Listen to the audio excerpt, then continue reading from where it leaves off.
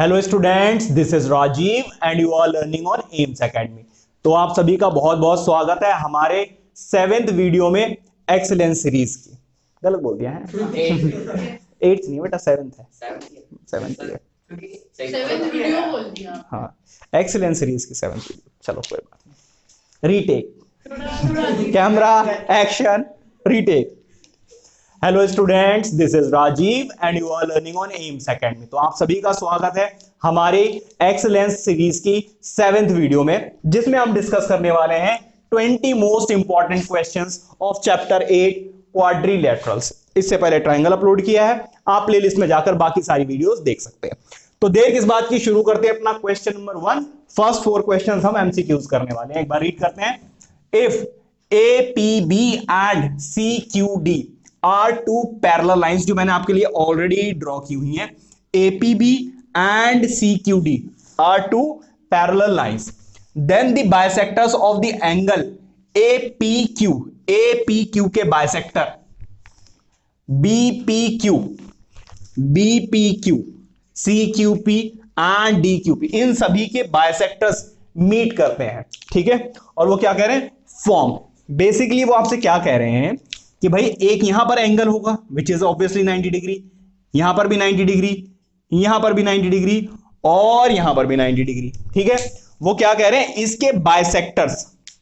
तो इस एंगल का जब आप बाइसेक्टर ड्रॉ करेंगे और इसका बाइसेक्टर ड्रॉ करेंगे तो भाई 90 का हाफ ये कितना हो जाएगा 45, ये भी कितना हो जाएगा 45। इसका बाइसेक्टर ड्रॉ करेंगे, इसका बाइसेक्टर ड्रॉ करेंगे तो ये भी 45 और ये भी 45। 45 प्लस 45 ये टोटल मिलकर कितना हो गया 90 डिग्री। ये भी कितना हो गया 90 डिग्री। ठीक है, और अगर opposite angles of a quadrilateral 90 degree हो जाए तो फिर वो क्या हो जाता है, क्या हो जाता है, देखो स्क्वायर भी हो सकता है और रेक्टेंगल भी हो सकता है ना। अब यहां पर प्रॉब्लम आ जाएगी भाई कि वो स्क्वायर है या फिर रेक्टेंगल है। तो देखिए जरा समझिए, क्योंकि दोनों पैरेलल लाइंस हैं तो इनकी जो बाइसेक्टर्स हैं वो इक्वल डिस्टेंसेस पर मीट करेंगे। इसका मतलब ये वाली साइड इसके इक्वल होगी और ये वाली साइड इसके इक्वल होगी। Are you getting my point? और अगर एडजेसेंट साइड्स इक्वल हो जाएं तो बेटा वो क्या हो जाता है, स्क्वायर हो जाता है। क्या हो जाता है, स्क्वायर। ठीक है, देखो एडजेसेंट साइड्स तो रोम्बस की भी इक्वल होती हैं, बट यहां पे एंगल कितने डिग्री का बन रहा है 90 डिग्री का। तो ऐसा रोम्बस जिसके एंगल्स 90 डिग्री के हो जाएं तो फिर वो क्या हो जाता है, स्क्वायर हो जाता है। It means option A is correct. ठीक है, अब बात करते हैं भाई क्वेश्चन नंबर 2 की। Name the quadrilateral that doesn't have the diagonal intersecting at right angle. ध्यान से क्वेश्चन पढ़िए, बहुत इजी है, बट यहां पर वो क्या कह रहे हैं, doesn't have the diagonal intersecting at right angle. तो ऐसे क्वाड्रिलेटरल्स आपको बताने हैं जिनके डायगोनल्स आपस में 90 डिग्री पर इंटरसेक्ट नहीं करते हैं। पहले तो मैं आपको यह समझा दूं कि डायगोनल होते क्या, आई होप आपको ऑलरेडी पता होगा, बट स्टिल ABCD इसके डायगोनल A, तो मतलब ये जो वर्टेक्स होते हैं, ऑपोजिट वर्टेक्स अगर आप ज्वाइन करते हैं तो इसका क्या हो जाता है, डायगोनल। ये भी क्या हो जाता है, डायगोनल। ठीक है, तो भाई यहां पर देखते हैं, रोम्बस के डायगोनल्स आपस में परपेंडिकुलरली बाइसेक्ट करते हैं। इसका मतलब ये तो ऑप्शन नहीं हो सकता। यहां पर देखिए स्क्वायर के जो डायगोनल्स हैं वो परपेंडिकुलरली बाइसेक्ट करते हैं, इसका मतलब ये भी ऑप्शन नहीं हो सकता। क्यों? क्योंकि वो क्या कह रहे हैं, doesn't have the diagonals intersecting at right angle. Parallelogram के इंटरसेक्ट कर भी सकते, नहीं भी कर सकते, रेक्टेंगल के तो नहीं करते, ट्रेपीजियम के भी नहीं करते। तो इसमें और इसमें अब फाइट हो रही है भाई। इधर देखो, हमें यह पता है कि काइट के जो डायगोनल्स होते हैं, जो काइट के डायगोनल्स होते हैं वो परपेंडिकुलरली बाइसेक्ट करते हैं, सॉरी परपेंडिकुलरली इंटरसेक्ट करते हैं। इट मींस ये वाला ऑप्शन भी नहीं हो सकता है। तो फिर एक ही ऑप्शन बचा and that is option C. ठीक है, आई होप कि अच्छे से समझ में आ गया होगा। ये नोट कीजिए। देखते हैं अपना question number 3 and 4। Question number 3 and 4 एक बार देखते हैं, बहुत इंपॉर्टेंट है और ये आपके आर डी शर्मा से लिया है मैंने। If ABCD is a parallelogram, तो ABCD एक पैरेललोग्राम है। अगर पैरेललोग्राम है तो ये वाली साइड इसके पैरेलल होगी और ये वाली साइड इसके पैरेलल होगी। ठीक है, now E is the mid point of BC। जो ई है वो बीसी का मिड पॉइंट है, इसका मतलब ये वाली जो साइड है, मतलब कि बीई और सीई आपस में क्या हो गए, इक्वल हो गए। Also DE and A B when produced at F, DE को प्रोड्यूस किया जाता है कहां पर, एफ पर, और ए बी को भी प्रोड्यूस किया जाता है एफ पर। तो फिर वो आपसे ए एफ की वैल्यू पूछ रहे हैं, ठीक है। अब जरा थोड़ा सा आपको दिमाग लगाना होगा, कैसे, देखिए ये वाली साइड इसके इक्वल, सॉरी ये अच्छा ये मिड पॉइंट हो गया, देखो इधर ये वाली साइड इसके इक्वल, ठीक है, और ये वाला एंगल इसके इक्वल, और ये वाला एंगल इसके इक्वल। क्यों, क्योंकि ये पूरी की पूरी साइड आपस में क्या है, पैरेलल है। तो बाय ऑल्टरनेट इंटीरियर एंगल ये दोनों क्या हो जाएंगे, इक्वल। तो by angle angle side triangles दोनों क्या हो गए, कॉन्ग्रुएंट। अगर कॉन्ग्रुएंट हो गए तो बाय सीपीसीटी जो डीसी है वो किसके इक्वल आ जाएगा, बीएफ के। बात समझ में आ रही है, दोनों को कॉन्ग्रुएंट प्रूव करोगे और डीसी किसके इक्वल आ जाएगा, बीएफ के। अब वो आपसे क्या पूछ रहे हैं, एएफ पूछ रहे हैं। भाई एएफ क्या है, जरा ध्यान से देख लीजिए। एएफ आपको मिलेगा अगर आप ए बी में क्या ऐड कर देंगे, बीएफ ऐड कर देंगे। तो क्या मैं ए बी की जगह पर, ए बी हमें किसकी टर्म्स में पूछा है, ठीक है, क्या मैं बीएफ की जगह पर डीसी लिख सकता हूं, बिल्कुल लिख सकते हो। क्यों, क्योंकि अभी हमने कॉन्ग्रुएंट वाली प्रॉपर्टी से देखा है कि जो बीएफ है वो किसके इक्वल है, डीसी के इक्वल है। तो भैया आप बीएफ की जगह पर क्या लिख दीजिए, डीसी। क्योंकि ए बी सी डी एक पैरेललोग्राम है तो इसकी ऑपोजिट साइड्स भी क्या होंगी, इक्वल होंगी। इट मींस आप डीसी की जगह पर ए बी लिख सकते हैं। तो A B plus A B, कितनी बार ए बी आ गया, 2 टाइम्स। इसका मतलब ऑप्शन ए इज करेक्ट, ठीक है। तो बहुत अच्छा क्वेश्चन है। आइए बात करते हैं इसकी। अब वो क्या कह रहे हैं, AD is median of triangle ABC. AD जो है वो मीडियन है ट्राइंगल एबीसी की। मीडियन क्या होती है, मीडियन एक बीच वाली लाइन होती है जो थर्ड साइड को 2 इक्वल पार्ट्स में डिवाइड कर देती है, ठीक है। या फिर हम ये कहते हैं कि बीसी का ये क्या होगा, मिड पॉइंट। मिड पॉइंट से अगर इस वर्टेक्स को ज्वाइन कर दिया जाए तो आपको triangle of the triangle, median of the triangle मिल जाएगी, ठीक है। अब जरा देखिए, if BE is joined and produced to meet AC at F, अगर BE को F तक प्रोड्यूस किया जाता है और वो जाकर AC पर मीट करती है, फिर आप क्या बताइए, AF की वैल्यू बताइए। अब जरा ध्यान देना, मैंने क्या किया, यहां से एक लाइन ली और इस वाली साइड का मिड पॉइंट ज्वाइन कर दिया। इसका चलो M रख देते ना, ठीक है। मैंने एक ऐसा पॉइंट लिया जो FC का मिड पॉइंट था, ठीक है। ये भी मिड, अब देखो ये मिड पॉइंट है और ये तो ऑब्वियसली इस साइड का मिड पॉइंट है ही। कैसे पता चला, क्योंकि ये मीडियन है। तो भाई बाय मिड पॉइंट थ्योरम अगर ये भी इसका मिड पॉइंट है तो ये इसके इक्वल, और ये मिड पॉइंट तो है ही, तो ये इसके इक्वल है ही ऑलरेडी। Is that clear. अब जरा ध्यान दीजिए, अगर मैं बात करूं किसकी, AMD वाले ट्राइंगल की, इस वाले ट्राइंगल की, तो ये और ये दोनों क्या हैं, मिड पॉइंट है, ठीक है। ये क्या है, मिड पॉइंट, और ये वाली साइड इसके पैरेलल है ही। तो बाय मिड पॉइंट थ्योरम ये वाली साइड भी इसके इक्वल होगी, ठीक है। बाय मिड पॉइंट थ्योरम ये वाला पॉइंट इसका मिड पॉइंट हो गया और ये वाला जो पॉइंट है वो इसका मिड पॉइंट हो गया। इसका मतलब आपस में ये जो तीनों साइडें हैं वो इक्वल आ गई, ठीक है। अगर इक्वल आ गई तो आप कैसे लिखोगे, AF प्लस, देखो AF is equal to FM, AF is equal to FM equals to MC। देखिए इतना शॉर्ट में मैं इसलिए करा रहा हूं क्योंकि MCQ है, अदरवाइज तो आपको प्रॉपरली सब कुछ लिख कर करना पड़ेगा अगर ये MCQ में नहीं आया तो। एक बात बताइए, अगर मैं इन सभी को ऐड कर दूं, AF plus FM plus MC, AF plus FM plus MC, अगर तीनों को ऐड करोगे तो आपको क्या मिलेगा, AC मिलेगा। हमें वैल्यू किसकी निकालनी है, हमें AF की वैल्यू निकालनी है। तो AF को तो छोड़ दो भाई, AF की वैल्यू निकालनी है। क्या मैं FM की जगह पर AF लिख सकता हूं, बिल्कुल लिख सकते हो। क्यों, क्योंकि आपस में दोनों इक्वल है। और CM की जगह पर भी मैं क्या लिख सकता हूं, FM। AF। क्यों? क्योंकि ये भी AF के इक्वल है। कितनी बार AF आ गया? 3 टाइम्स आ गया। ये मल्टीप्लाई हो रहा है, उधर जाकर क्या हो जाएगा? डिवाइड।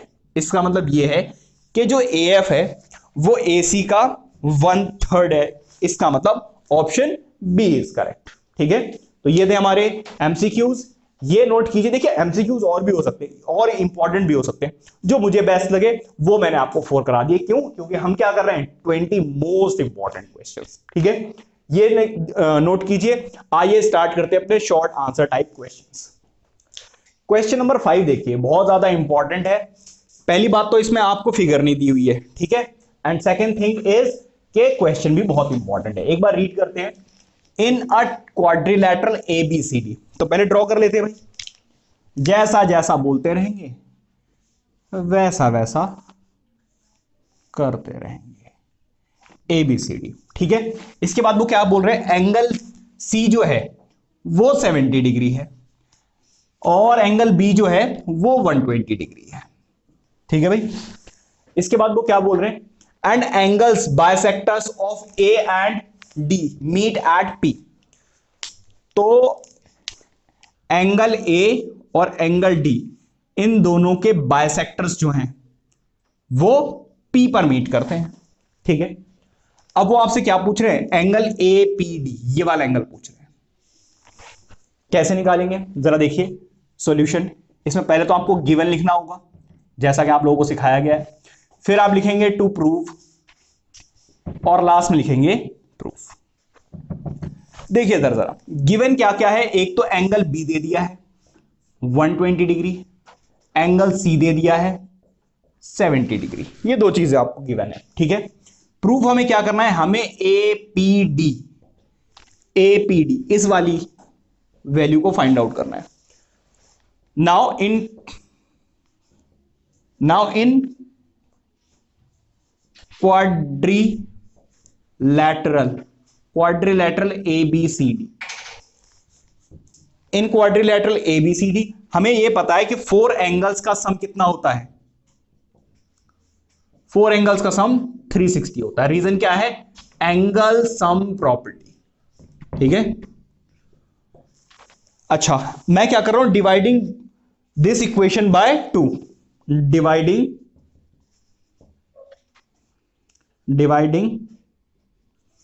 बाय 2। मैं क्या कर रहा हूं? पूरी इक्वेशन को 2 से डिवाइड कर रहा हूं। 2 से डिवाइड करूंगा तो क्या हो जाएगा? हाफ ऑफ एंगल A मिल जाएगा, half of angle A plus half of angle B plus half of angle C plus half of angle D, और यहां पर 360 का भी हाफ हो जाएगा। ठीक है, हाफ ऑफ एंगल ए तो हमें दिया ही हुआ नहीं है, लेकिन जब आप एंगल ए का हाफ करेंगे तो आपको DAP मिल सकता है। क्या मिलेगा? DAP। देखिए जरा, एंगल ए का जब आप हाफ करेंगे तो आपको ये वाला एंगल मिलेगा DAP। ऊपर वाला भी तो मिल सकता है, लेकिन हमें इस ट्रायंगल के अंदर के एंगल्स की जरूरत है। ठीक है, एंगल बी का हाफ करेंगे तो देखिए जरा, एंगल बी दिया हुआ 120, हाफ ऑफ एंगल सी भी आपको दिया हुआ कितना? 70। लेकिन एंगल डी देखिए, डी का जब आप हाफ करेंगे तो आपको ये ऊपर वाला एंगल मिलेगा विच इज एंगल ADP। ये कैंसिल आउट हो जाएगा, कितना आ जाएगा? 180। ठीक है, ये हो जाएगा 60, ये हो जाएगा 35। ठीक है, तो यहां पर क्या बचेगा?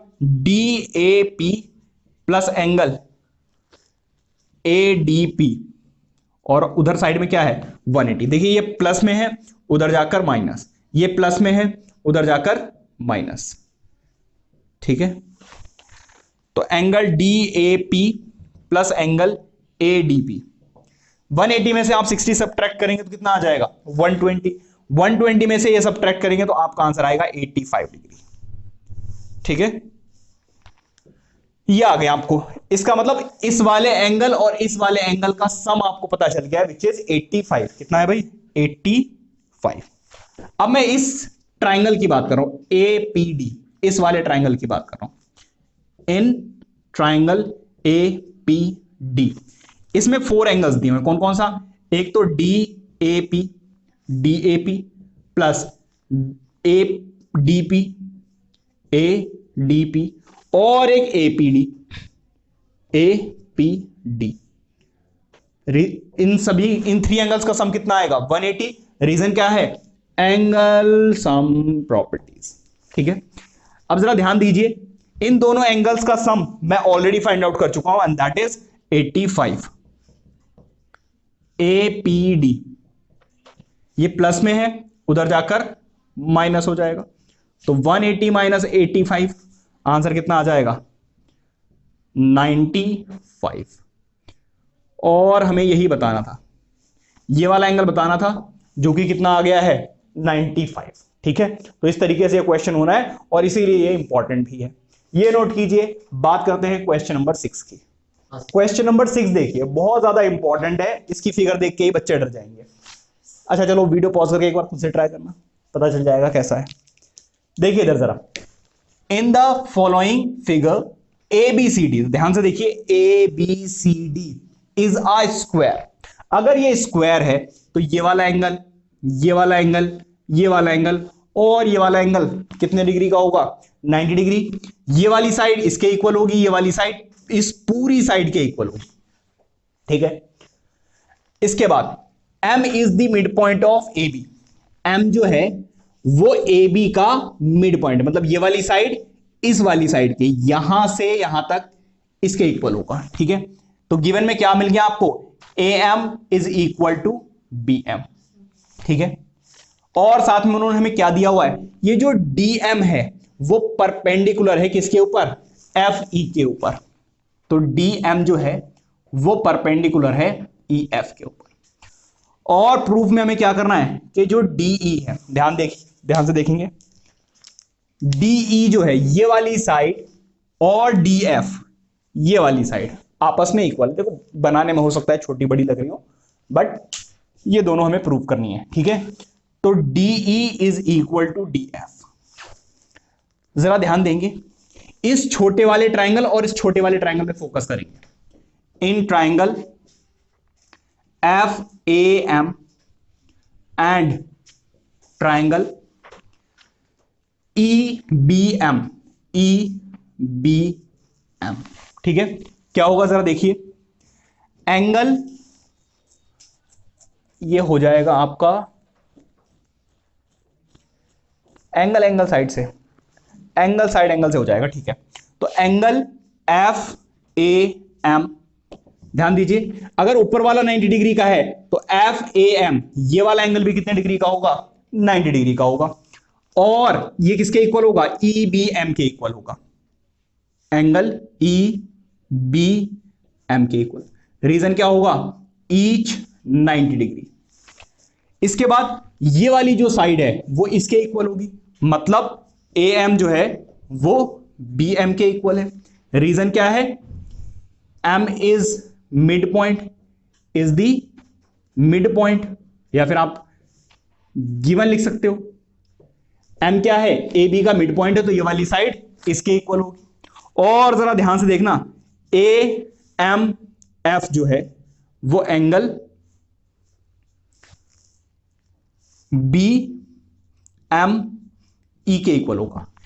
AMF ये वाला एंगल BME के इक्वल होगा। ये दोनों एंगल्स क्या हैं? वर्टिकली ऑपोजिट एंगल से इक्वल हैं। क्या है? Vertically opposite angles. तो ये एक एंगल है, ये एक साइड है, ये एक एंगल है। एंगल साइड एंगल से bye angle side angle criteria of congruency, triangles क्या हो गए? कॉन्ग्रुएंट। ट्राइंगल्स हो गए कॉन्ग्रुएंट। और बाय CPCT हम क्या कर सकते हैं? अगर CPCT है तो ये वाली जो साइड है इस वाली साइड के इक्वल ले सकते हैं। ठीक है, मतलब MF और ME ये दोनों आपस में क्या हो जाएंगे? इक्वल। तो FM is equal to E M. ठीक है भाई, अब आप इन दोनों ट्राइंगल्स में आ जाइए। Now in triangle, now in triangle. अब जरा ध्यान देंगे कि ये वाली साइड और ये वाली साइड किस ट्राइंगल में आ रही है। ठीक है, तो अगर मैं बात करूं डीई, तो D M E in triangle, D M E and triangle D M F, D M F, D M E इस वाले ट्राइंगल में एंड डी एम एफ, ये दोनों ट्राइंगल्स में कंसीडर कर रहा हूं। होगा क्या कि जो डी एम है वो दोनों ही ट्राइंगल्स में आ रहा है, तो आप चाहो तो DM is equal to DM लिखो, या फिर आप डायरेक्टली लिख सकते हैं कॉमन। तो ये वाली साइड तो दोनों ट्राइंगल्स में कॉमन है। अगर ये वाला एंगल 90 डिग्री है तो ये वाला एंगल भी 90 डिग्री हो जाएगा। तो एंगल डी एम ई जो है, डी एम ई किसके इक्वल होगा? डी एम ई, वो डी एम एफ के इक्वल हो जाएगा। रीजन क्या है कि जो डी एम है वो परपेंडिकुलर है किस पर? एफ ई पर। ये गिवन है, ठीक है, ये गिवन है। देखो इसके बाद ये वाली जो साइड है एम ई, वो किसके इक्वल है? एम एफ के इक्वल है। ये कैसे पता चला? Proved above, proved above. ये देखो ना, अभी तो प्रूफ किया है। ठीक है, तो बाय, देखो ये क्या है? एक साइड, ये क्या है? एक एंगल, ये क्या है? एक साइड। तो साइड एंगल साइड से, by side angle side, criteria of congruency, triangles क्या हो गए? कॉन्ग्रुएंट। और बाय सीपीसीटी क्या आ जाएगा? By CPCT. अगर ये दोनों ट्राइंगल्स कॉन्ग्रुएंट है तो ये वाली साइड इसके equal, DE is equal to DF, hence proved. ठीक है, तो इस तरीके से वाला क्वेश्चन होना था, ये नोट कीजिए। आइए देखते हैं अपने क्वेश्चन नंबर 7 को, प्लीज नोट इट डाउन। आइए बात करते हैं क्वेश्चन नंबर 7 की। देखिए जरा, A B C D is a rhombus. तो भाई ए बी सी डी एक रोम्बस है in which altitude from D to side A B bisects A B. तो यहां पर डीई से एक एल्टीट्यूड ड्रॉ किया गया है जो ए बी को बाइसेक्ट करता है, which means A E is equal to BE. ठीक है, वो कह रहे find the angles of the rhombus. Rhombus के सारे एंगल्स आपको फाइंड आउट करने हैं। तो सबसे पहले आपको पता है क्या लिखना होता है? एक तो आपको लिखना होता है गिवन, ठीक है, उसके बाद आपको टू प्रूव, और लास्ट में हमें लिखना होता है प्रूफ। ठीक है, अब जरा देखिए क्या गिवन है। पहली चीज तो ये गिवन है कि A E is equal to BE, ये वाली साइड इसके इक्वल है। और दूसरा क्या है कि A B C D is a rhombus.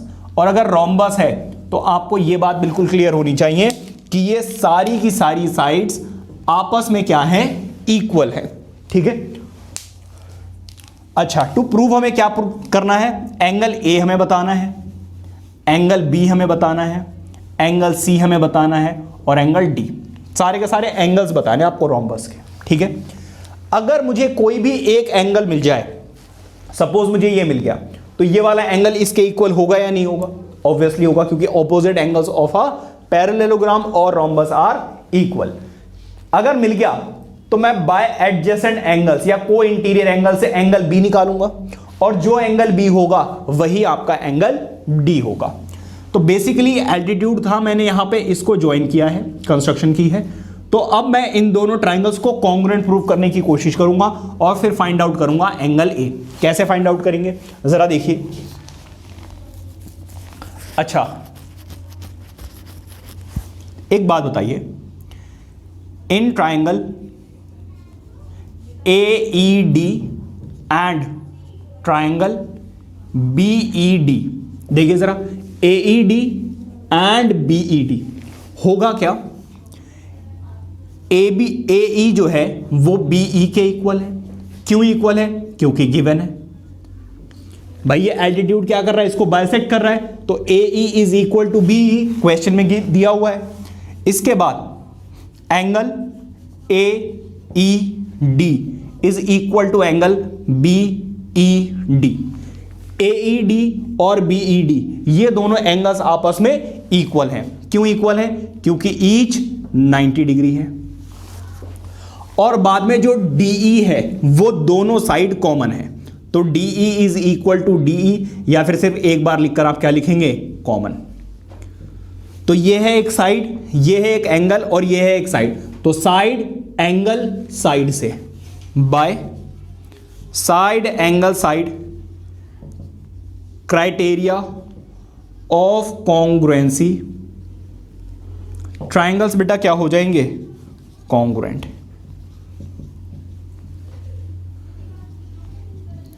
Bye CPCT क्या हो जाएगा, बाय CPCT क्या हो जाएगा, CPCT ये वाली साइड इसके इक्वल आ जाएगी। बाय CPCT क्या हो जाएगा, AD is equal to BD। इसका मतलब ये एक आइसोसेलेस ट्राइंगल हो गया। अच्छा एक बात बताइए जरा ध्यान से समझना, क्योंकि ये एक आइसोसेल रोम्बस है, तो ये वाली साइड इस पूरी साइड के इक्वल होगा या नहीं होगा, ऑब्वियसली होगा। तो AD जो है वो साथ के साथ इक्वल है AB के। रीजन क्या है, sides of rhombus, sides of rhombus. और अगर वो क्या BED, अच्छा BED, अरे समझ जाएंगे बच्चे, इतना तो समझते ही हैं। क्यों, अब जरा देख लो, AD is equal to AB। अगर ये वाली साइड इसके इक्वल है और ये वाली साइड इसके इक्वल है, तो इसका ये मतलब हो गया, इट मींस आपस में सारी की सारी साइड्स क्या हो जाएंगी, equal. AD is equal to DB is equal to AB। Hence अगर ऐसा है तो ये एक इक्विलैटरल ट्राइंगल बन गया।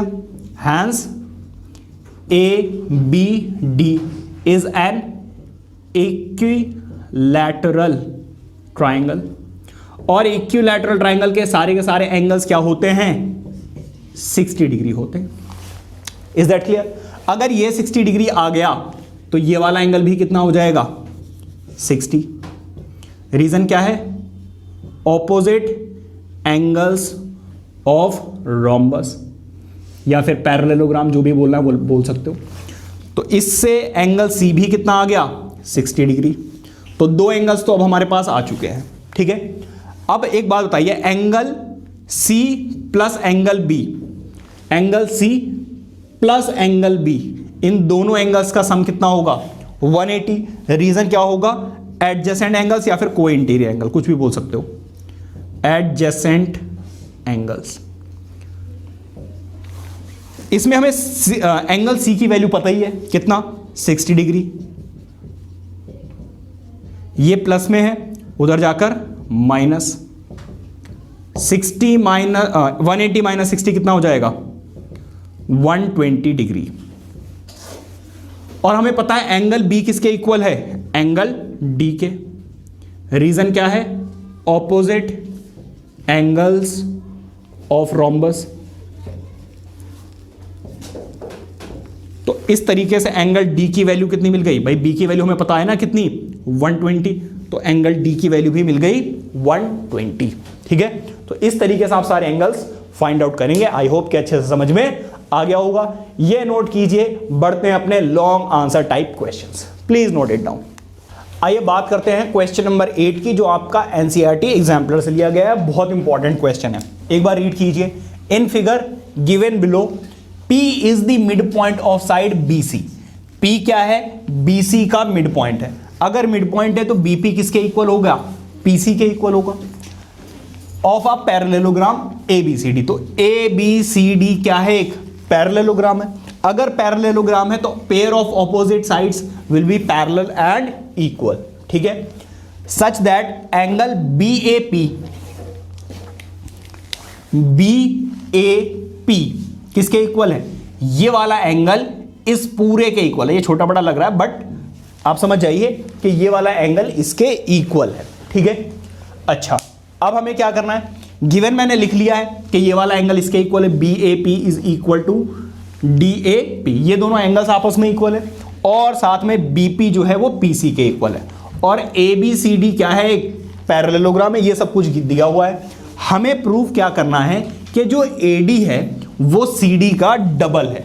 सपोज अगर ये 5 सेंटीमीटर है तो ये कितना होगा, 10 सेंटीमीटर, ये हमें प्रूफ करना है। अब जरा देखिए,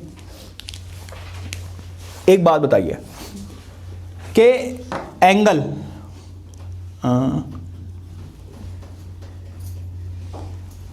angle BAD plus angle ABP, ये पूरा angle BAD and DAB, BAD ये पूरा एंगल एंड ABP ये एंगल, इन दोनों एंगल्स का सम कितना होगा, 180। रीजन इज एडजेसेंट एंगल्स या को इंटीरियर एंगल्स, ठीक है, को इंटीरियर एंगल्स।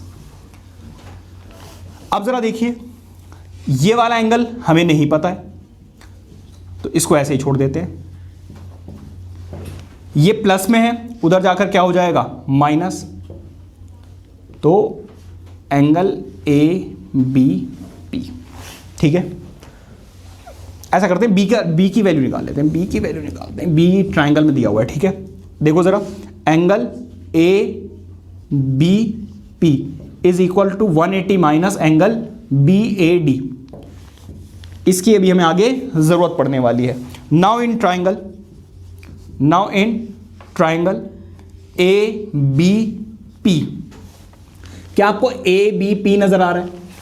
ABP की जगह पर आप क्या लिख सकते हो, angle BAP plus angle ABP plus angle APB, इन सारे एंगल्स का सम कितना होगा, 180। Reason is angle sum property, ठीक है। अच्छा जरा देखिए, क्या आपको ABP नजर आ रहा है? ABP की जगह पर आप क्या लिख सकते हैं, 180 माइनस एंगल BAD, और यहां पर क्या है, एंगल APB। अब जरा देखिए, 180 से 180 क्या हो जाएगा, कैंसिल आउट। रीजन इज ये पॉजिटिव है, उधर जाकर क्या हो जाएगा, नेगेटिव, या फिर छोड़ो अभी नहीं काट रहे, समझा देता हूं मैं, सही समझा देता हूं। इन दोनों टर्म्स को मैं उधर लेकर जा रहा हूं, राइट हैंड साइड में, ठीक है। तो यहां पर angle BAP plus angle APB is equal to 180, ये प्लस में है, उधर जाकर माइनस, ये माइनस में है, उधर जाकर प्लस हो जाएगा, BAD। 180 से 180 क्या हो जाएगा, कैंसिल आउट। अब जरा ध्यान दीजिए, BAP प्लस APB, इन दोनों एंगल्स का सम किसके इक्वल है, BAD के इक्वल है, ठीक है। तो angle BAP plus angle APB is equal to angle BAD। अब जरा देखिए, क्या मैं एंगल A को, देखो जरा, BAP ये एंगल A है, तो क्या मैं इसको हाफ ऑफ एंगल A लिख सकता हूं, एनी प्रॉब्लम। और यहां पर क्या है, APB, इसको ऐसे छोड़ दीजिए। अब जरा यहां पे देखिए, एंगल BAD ये पूरा एंगल बेसिकली है क्या, एंगल A। ये मैं ऐसा क्यों लिख रहा हूं, क्योंकि फिर मैं आपको एडिशन सब्ट्रैक्शन इजीली समझा पाऊंगा, ठीक है। इसको जरा इरेज कर रहा हूं मैं। अब जरा देखिए, ये प्लस में है, उधर जाकर क्या हो जाएगा, माइनस, तो angle APB is equal to angle A half of angle A, ठीक है। अब देखिए, इन दोनों को एलसीएम लेके मैं सॉल्व कर सकता हूं। तो देखो, ये 1 है, 1 में से अगर आप हाफ सॉल्व करेंगे, माइनस करेंगे, तो ऑब्वियसली हाफ ही आएगा, या फिर आप एलसीएम लेकर भी सॉल्व कर सकते हैं। यहां पर लेंगे 2 में से 1 माइनस करेंगे, 1 एंगल A डिवाइडेड बाय 2, तो एंगल A में से अगर आप half of angle A minus करेंगे तो हाफ बचेगा, ठीक है। अब जरा देखिए, ध्यान दीजिए जरा, यहां पर APB है और एंगल ए का अगर आप हाफ करेंगे तो आपको क्या मिलेगा? आपको मिलेगा एंगल बी ए पी। क्या मिलेगा?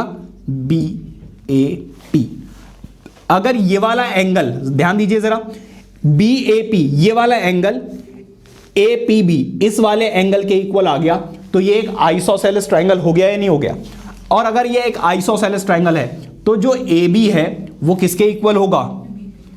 ए बी जो है वो किसके इक्वल हो जाएगा? बी पी के, या फिर आप कह सकते हो सी पी के।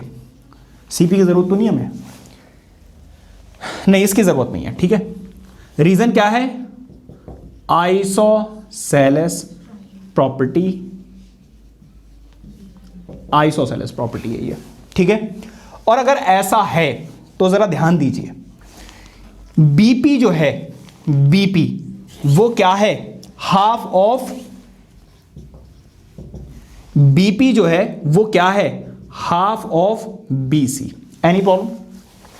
इसको इधर ले आइए, बीसी बीसी, इसको इधर आप ले आइए तो 2AB is equal to BC। अब आप AB की जगह पर आप क्या लिख सकते हैं? CD। BC तो आई क्या? आपको AD चाहिए और CD चाहिए, ठीक है। अब जरा देखिए, AB की जगह पर आप लिख सकते हैं CD, AB की जगह पर आप क्या लिख सकते हैं? CD लिख सकते हैं, नहीं लिख सकते हैं? क्यों लिख सकते हैं? क्योंकि ये क्या है? Opposite sides of a parallelogram. और BC की जगह पर आप क्या लिख सकते हैं? AD। अब थोड़ा सा घुमा के लिख दीजिए, इसको इधर और इसको इधर, तो AD की वैल्यू क्या आ जाएगी? 2CD। हैंस प्रूव्ड, ठीक है। तो इस तरीके से बेसिकली मैंने क्या किया? मैंने इस वाले एंगल को इसके इक्वल प्रूव करने की कोशिश की, जिससे ये वाली साइड इसके इक्वल आ गई, और फिर तो प्रॉपर्टी यूज करके हम सॉल्व कर ही देंगे, ठीक है। ये नोट कीजिए। बात करते हैं नेक्स्ट क्वेश्चन की। आइए देखते हैं अपना क्वेश्चन नंबर 9, जो अगेन बहुत इंपॉर्टेंट है और आपका एनसीईआरटी एग्जाम्पलर से लिया गया है। एक बार रीड कीजिए। देखिए, एक तो डायग्राम बहुत कॉम्प्लिकेटेड सा दिया हुआ है और क्वेश्चन भी बहुत कॉम्प्लिकेटेड है, तो बहुत ध्यान से पढ़ना होगा और समझना होगा। हाँ जी भाई, क्या दिक्कत है? PQ and RS are two equal and parallel line segments। तो जो PQ है और RS ये दोनों इक्वल है और साथ के साथ क्या है? पैरेलल भी है। Any point M not lying on PQ and RS is joined to Q। ठीक है, कोई एक M पॉइंट है जो ना ही PQ पर लाई कर रहा है और ना ही RS पर लाई कर रहा है, तो इनको ज्वाइन किया गया है, ठीक है। अच्छा, इसके बाद join to Q and S and line through P parallel to QM, line through P parallel to QM and through R parallel to SM, और R से ड्रॉ किया गया है SM। ये वाली लाइन इसके पैरेलल है, ठीक है। अब वो क्या करें? Meet at N। ये वाली लाइन इसके पैरेलल है, ये वाली लाइन इसके पैरेलल है, ठीक है। अब जरा देखिए, prove that the line segment MN, ये जो MN लाइन है, एंड PQ, ये दोनों लाइंस आपस में क्या हैं? पैरेलल एंड इक्वल है, ठीक है। ये वाली लाइन इसके पैरेलल एंड इक्वल है। कैसे करोगे? जरा देखिए,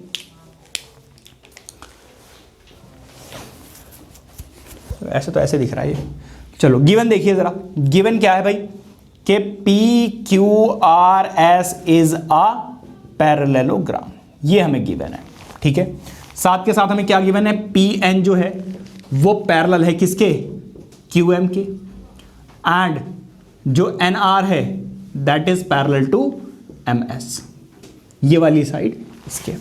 अगर किसी तरीके से मैं ये वाला ट्राइंगल इस वाले ट्राइंगल के कॉन्ग्रुएंट प्रूफ कर दूं तो बात बन सकती है।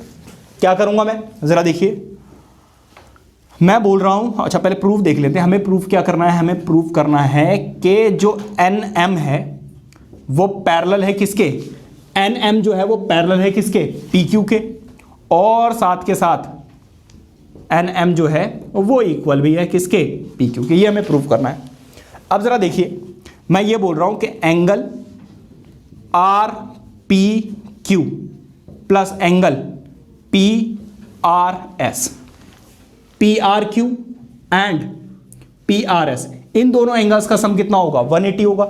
या फिर आप क्या कर सकते हैं कि P R P Q plus P Q S लीजिए, पी क्यू एस, ध्यान दीजिए, आर पी एस ये वाला angle and P Q S ये पूरा एंगल कितने डिग्री का होगा? 180 का।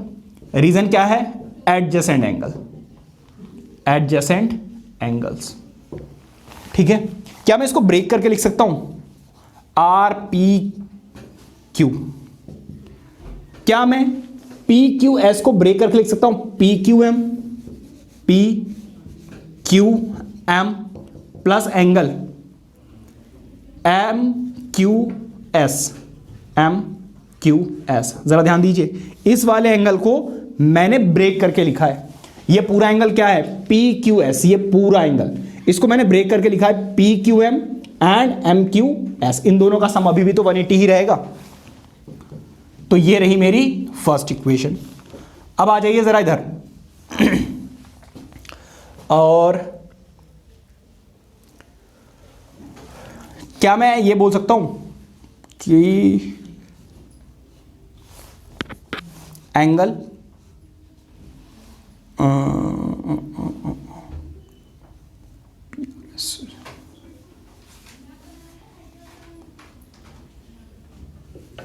Angle N P Q plus angle P Q M, ध्यान दीजिए जरा, एन पी आर ये पूरा एंगल, नहीं सॉरी ये पूरा एंगल एन पी क्यू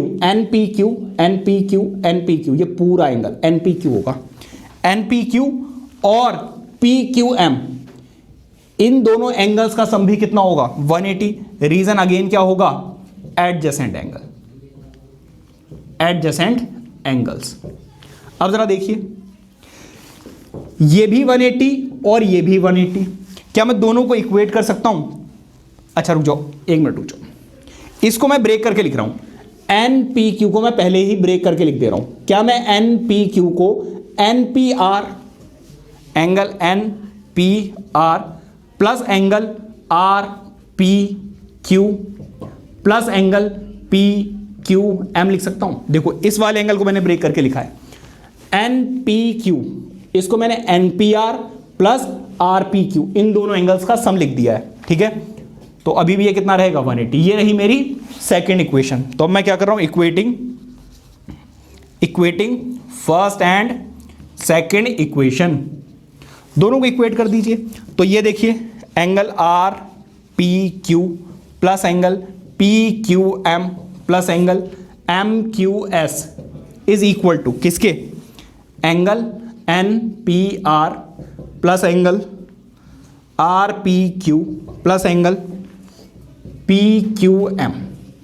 ठीक है भाई, अब जरा देखिए, आर पी क्यू, क्या आर पी क्यू दिख रहा है? हाँ जी, आर पी क्यू से R P Q cancel out हो गया, फिर पी क्यू एम से पी क्यू एम भी कैंसिल आउट हो गया, तो बचा क्या? बचेगा angle M Q S is equal to angle N P R. तो देखो जरा, ये वाला एंगल और ये वाला एंगल कौन सा बचा? M Q S, M Q S, M Q S किसके इक्वल आ गया? एन पी आर, ये वाला एंगल इस वाले एंगल के इक्वल आ गया। ये रही मेरी फर्स्ट इक्वेशन। ठीक है, दोबारा से बना देता हूं मैं, एन पी आर ये वाला एंगल इस वाले एंगल के इक्वल आ गया। सिमिलरली अगर ऐसा ही मैं नीचे करता तो क्या होता? ये वाला एंगल इस वाले एंगल के इक्वल आता, तो इसका मतलब एंगल एन आर पी जो है वो इक्वल आ गया एम एस क्यू के। ठीक है, अब जरा ध्यान देना, ये वाला एंगल इसके इक्वल, ये वाला एंगल इसके इक्वल और ये वाली साइड इसके इक्वल, तो पी आर जो है वो इक्वल है क्यू एस के। तो ये एंगल, ये साइड और ये एंगल, तो by angle side angle rule, triangles क्या हो गए, congruent, PNR is congruent to triangle QMS by CPCT, by CPCT। CPCT से हम क्या कर सकते हैं, जरा देखिए, ये वाली साइड इसके इक्वल आ सकती है और ये वाली साइड इसके इक्वल आ सकती है, और भी कुछ हो सकता है। सर पर हमने ये कहाँ पे लिखा कि ट्रायंगल्स कॉन्ग्रुएंट करने थे, हमने तो कहीं पे भी नहीं लिखा। तो उससे क्या दिक्कत है, ट्राइंगल तो आ ही रहे हैं ना, ट्राइंगल के अंदर के रूल्स इक्वल आ रहे हैं, तो इसका मतलब वो क्या हो जाएगा, कॉन्ग्रुएंट हो जाएंगे। चाहो तो आप यहाँ पे स्टार्टिंग में लिख सकते हो इन ट्राइंगल PQR। एक्चुअली क्या है, ट्राइंगल के बाहर की बातें भी इंक्लूड की जा रही है, इसलिए इसको बाद में लिखा गया है। ठीक है, चलो अभी ये नोट करो क्योंकि स्पेस नहीं है, फिर आगे के मैं कराता हूँ, प्लीज नोट इट डाउन। इधर देखिए जरा, बाय CPCT होगा क्या, ये वाली साइड इसके इक्वल आ जाएगी। ठीक है, by CPCT PN is equal to QM। अच्छा, ये ऑलरेडी गिवन भी है कि PN जो है वो पैरेलल तो पहले से ही गिवन है, पैरेलल का ये बिल्कुल भी मतलब नहीं होता है कि वो इक्वल होंगे। ठीक है, तो आप लिखोगे since one pair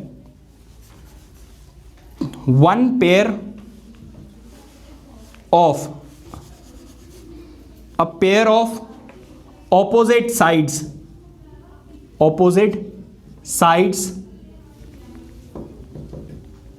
of a quadrilateral are parallel and equal।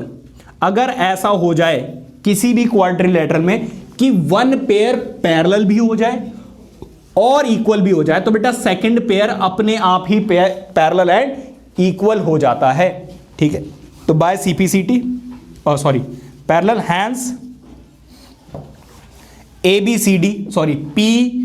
PQMN is a parallelogram. तो बेटा ये क्या आ गया, पूरा का पूरा पैरेललोग्राम आ गया। और अगर पैरेललोग्राम है तो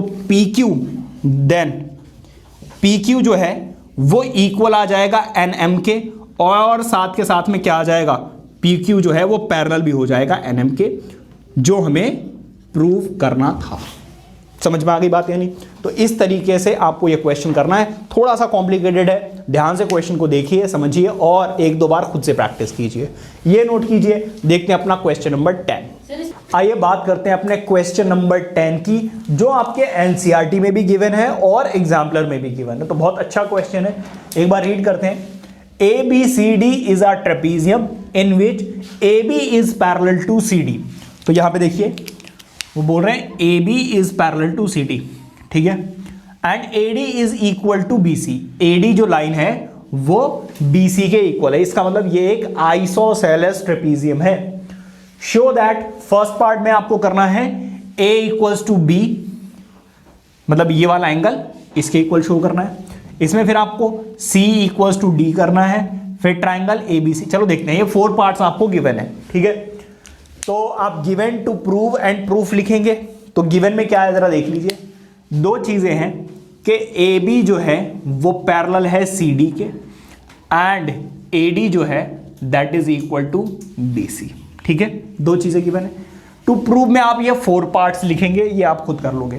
प्रूफ पर आ जाइए, फर्स्ट पार्ट।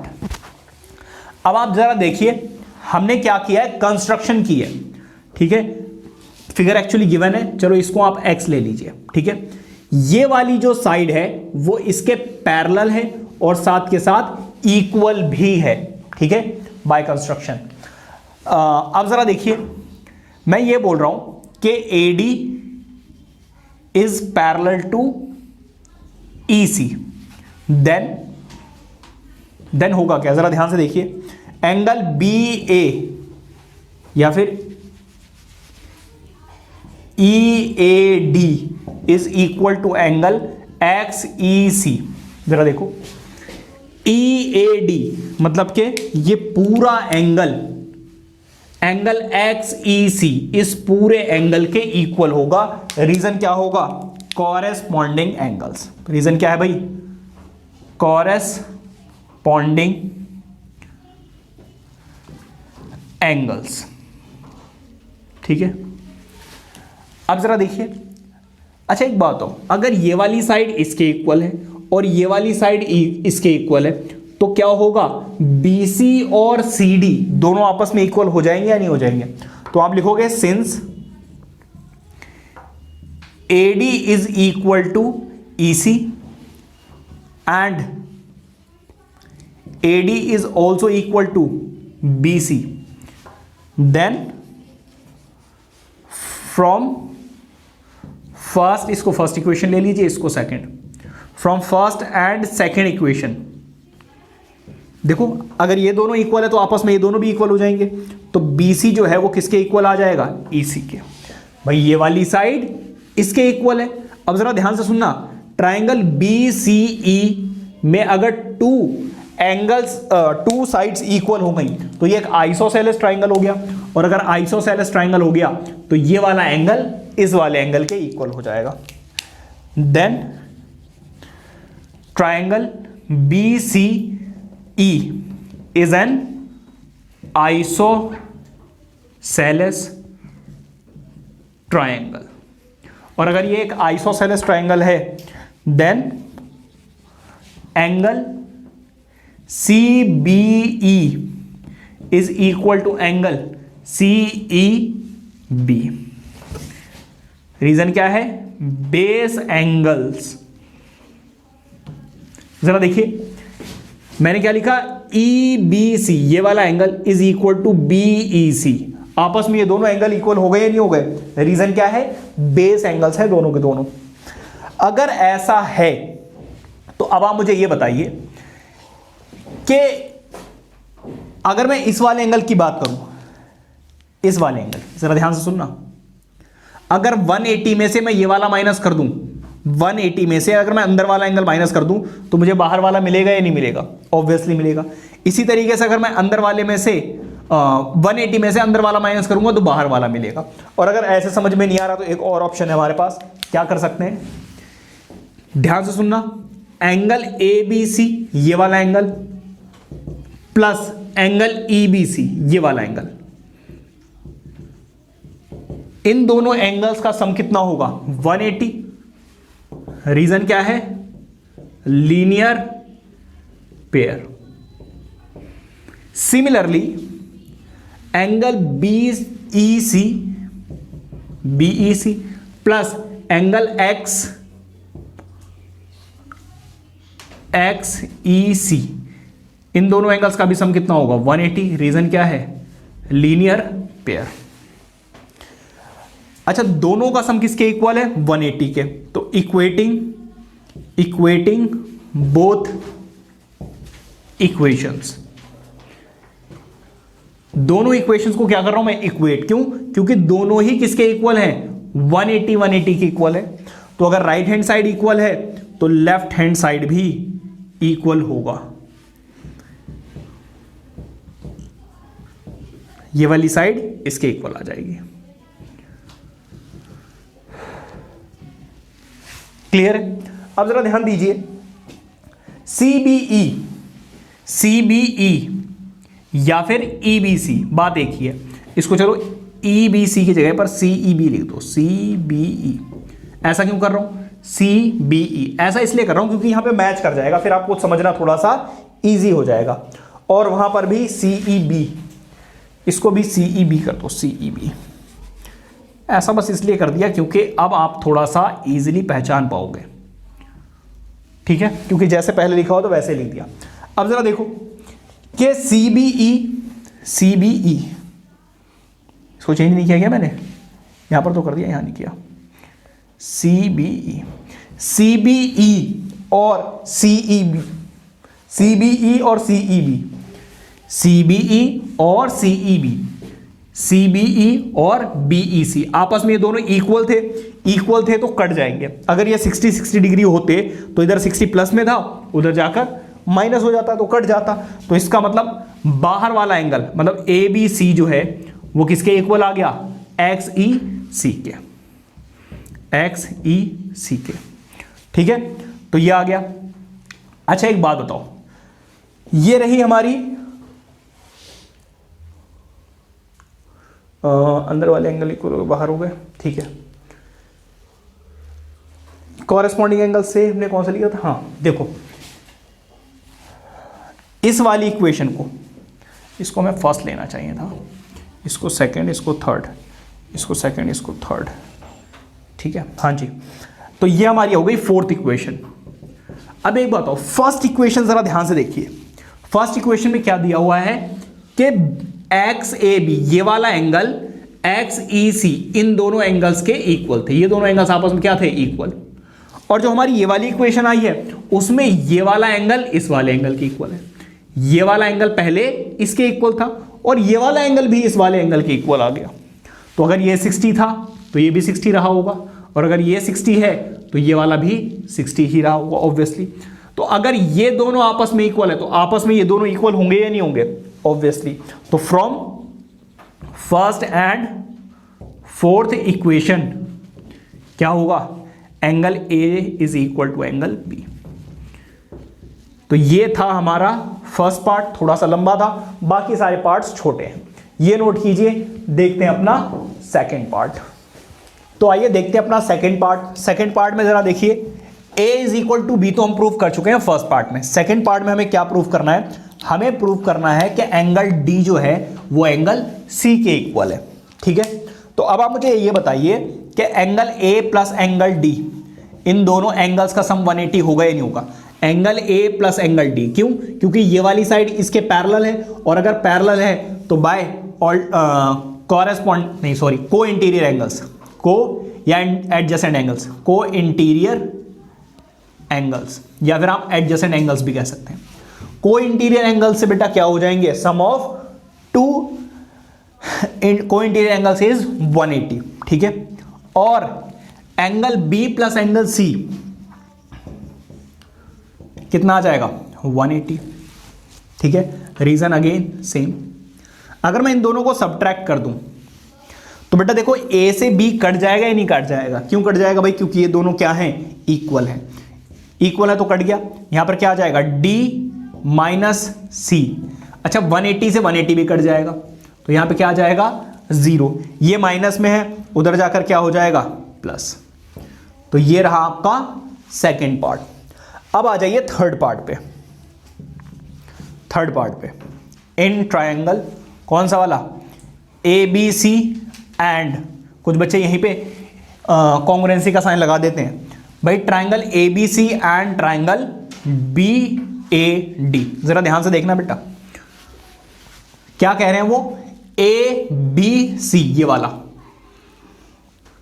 और triangle D A B A D ये वाला, मतलब कि ऊपर दोनों वाले आपको लेने हैं, ठीक है। अच्छा ये बताओ, ये वाली साइड इसके इक्वल है या नहीं है? एंगल साइड क्या है आपकी? B C. देखो ए बी सी वाले ट्रायंगल में बी सी आ रहा है और बी ए डी वाले ट्रायंगल में ए डी आ रहा है, तो ये दोनों आपस में क्या है? इक्वल है। कैसे इक्वल है? गिवन है। देख लो जरा, ये वाली साइड इसके इक्वल है, ये गिवन है। और एंगल बी जो है वो एंगल ए के इक्वल है। एंगल बी जो है वो एंगल ए के इक्वल है। रीजन क्या है बेटा? प्रूव्ड अबव, हमने ऊपर प्रूव किया था फर्स्ट पार्ट में, ठीक है। तो ये है एक साइड, ये है एक एंगल। और बेटा ए बी क्या है? कॉमन। ए बी क्या है? कॉमन, ठीक है। तो ये भी क्या है? एक साइड। तो by side angle side rule या क्राइटेरिया ऑफ कॉन्ग्रुएंसी, ट्रायंगल्स क्या आ गए? कॉन्ग्रुएंट। ट्रायंगल्स क्या आ गए? कॉन्ग्रुएंट। और बाय सीपीसीटी, फोर्थ पार्ट पे आ जाइए। बाय सीपीसीटी, अरे बाय सीपीसीटी क्या हो जाएगी? ये वाली साइड इसके इक्वल आ जाएगी या नहीं आ जाएगी? ठीक है, बाय सीपीसीटी ये वाली साइड इसकी, by corresponding part of the congruent triangle. तो इसका मतलब ये है कि डायगोनल एसी जो है वो किसके इक्वल आया? डायगोनल बीडी के, ठीक है। तो फर्स्ट पार्ट थोड़ा लेंदी था, बाकी सारे पार्ट्स बहुत इजी हैं, ये नोट कीजिए। आइए देखते हैं एक और important question, and that is question number 11। आइए देखते हैं अपना क्वेश्चन नंबर 11 जो आपका एडुकार्ड से लिया गया है। एक बार रीड करते हैं।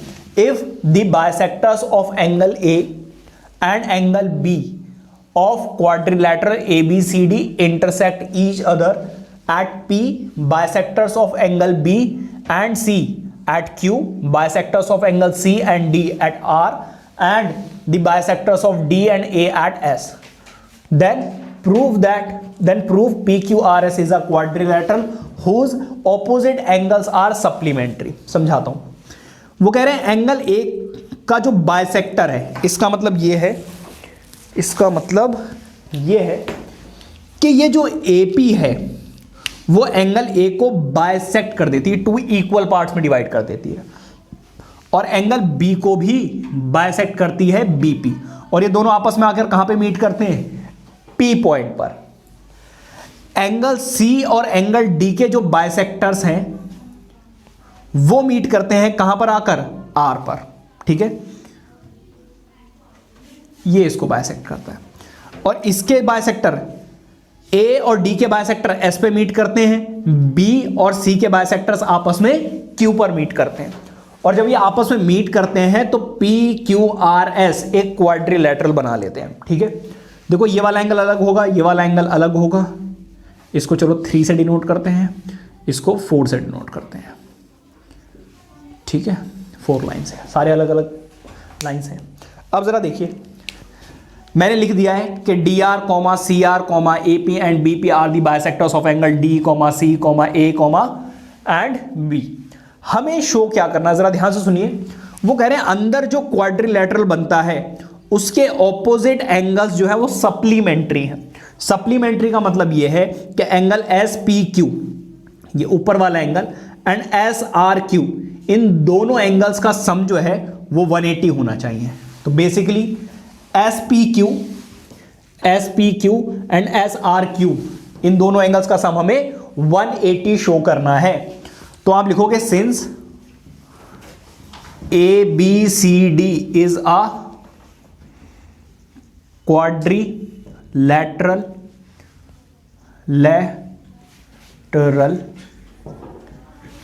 देन होगा क्या? Angle A plus angle B plus angle C plus angle D, इन 4 एंगल्स का सम, सारे एंगल्स का सम कितना होगा? 360. क्यों? क्योंकि angle sum property of a quadrilateral. मैं क्या कर रहा हूं? पूरी इक्वेशन को 2 से डिवाइड कर रहा हूं. क्यों डिवाइड कर रहा हूं? क्योंकि पूरे बाइसेक्टर्स दिए हुए हैं ना. जब मैं 2 से डिवाइड करूंगा तो सारे के सारे एंगल्स बाइसेक्ट हो जाएंगे, और यहां पर भी बेटा हाफ हो जाएगा. बोथ साइड्स करना होगा ना, 2 से 1/2 से मल्टीप्लाई या फिर 2 से डिवाइड आप बोल दीजिए. इस 1/2 को अंदर मल्टीप्लाई कीजिए तो एंगल A का हाफ, प्लस अंदर मल्टीप्लाई करेंगे तो एंगल B का हाफ, अंदर मल्टीप्लाई करेंगे तो एंगल C का हाफ, अंदर मल्टीप्लाई करेंगे तो एंगल D का हाफ, और इसको सॉल्व करेंगे तो कितना आ जाएगा? 180. अब जरा ध्यान दीजिए, एंगल A का जब आप हाफ करेंगे तो आप ऊपर वाला भी एंगल ले सकते थे, नीचे वाला भी ले सकते हैं, लेकिन मैं नीचे वाला लूंगा. क्यों? क्योंकि ये वाला जो एंगल है वो इस ट्राइंगल के अंदर आ रहा है, तो कहीं ना कहीं मुझे ये हेल्प करेगा इस वाले एंगल को फाइंड आउट करने में. Are you getting my point? तो इसको मैं लिखूंगा एंगल PAB. एंगल B के देखो 2 बाइसेक्ट करने पर 2 पार्ट्स आपको मिल रहे हैं, ऊपर वाला भी और नीचे वाला, लेकिन मैं नीचे वाला लूंगा क्योंकि नीचे वाला जो है वो इस एंगल को फाइंड आउट करने में हेल्प कर सकता है, क्योंकि ये ट्राइंगल के अंदर आ रहा है. ठीक है, तो यहां पर मैं लिखूंगा angle PBA. Similarly angle C में भी 2 एंगल बन रहे हैं, लेकिन मैं अंदर वाला लूंगा. क्यों? क्योंकि ये वाला जो DCR ट्राइंगल है, वो ये वाला एंगल उस ट्राइंगल के अंदर आ रहा है, जो कि हेल्प कर सकता है एंगल R को निकालने में. तो यहां पे लिखूंगा एंगल RCD. इसी तरीके से एंगल D में भी मैं अंदर वाला लूंगा, विच इज एंगल RDC. तो इन सारे एंगल्स का सम कितना है? 180. ठीक है, ये रही मेरी फर्स्ट इक्वेशन. अब जरा देखिए, नाउ इन ट्राइंगल, कौन सा वाला ट्राइंगल? APB. APB में अगर मैं देखूं तो angle PAB plus angle PBA plus angle APB. जरा ध्यान से देखिए, मैंने ट्राइंगल लिया है PAB और उसमें सबसे पहले लिखा PAB ये वाला एंगल प्लस PBA ये वाला एंगल प्लस APB ये वाला एंगल, तो इन 3 एंगल्स का सम 180 होगा या नहीं होगा? और रीजन क्या होगा? Angle sum property. ये रही मेरी सेकेंड इक्वेशन। अच्छा, अब यहां पर आ जाओ। नाउ इन ट्राइंगल, ऊपर वाला देखो जरा, RDC, इसमें भी आपको 3 एंगल्स नजर आएंगे। एक तो RDC plus angle RCD plus angle DRC। इन 3 एंगल्स का भी सम कितना होगा? 180। अच्छा, यहां से मैं क्या कर सकता हूं जरा देखिए। इस स्टेप में मैं एक काम कर सकता हूं, जरा ध्यान से देखना। इस वाले पोर्शन को देखो और इस वाले पोर्शन को देखो, ये दोनों मैच कर रहे हैं या नहीं कर रहे हैं? आप क्या कीजिए, इस वाली चीज को उधर भेज दीजिए। तो angle PAB plus angle PBA is equal to 180 minus angle APB। इसको ले रहा हूं मैं सेकंड इक्वेशन, ठीक है। अब जरा ध्यान से फिर से देखिए, ये दोनों एंगल और ये दोनों एंगल आपस में मैच कर रहे हैं नहीं कर रहे हैं? ये पहले लिखा हुआ है और ये बाद में लिखा हुआ है, उससे कोई दिक्कत नहीं है। मैं इसको उधर भेज रहा हूं तो मुझे इसकी वैल्यू मिल जाएगी, ठीक है। तो angle RDC plus angle RCD is equal to, अच्छा यहां पर रीजन लिख देना, एंगल सम प्रॉपर्टी, ठीक है। 180 ये प्लस में है, उधर जाकर माइनस। ये रही मेरी थर्ड इक्वेशन। अब अगर मैं सेकेंड इक्वेशन और थर्ड इक्वेशन की वैल्यू उठाकर इसमें पुट कर दूं, देखो जरा, इस वाली वैल्यू को उठा के मैं यहां पर पुट कर दूं और इस वाली वैल्यू को भी उठाकर मैं यहां पर पुट कर दूं, तो बेटा मुझे काफी हेल्प मिल सकती है। कैसे? सब्स्टिट्यूटिंग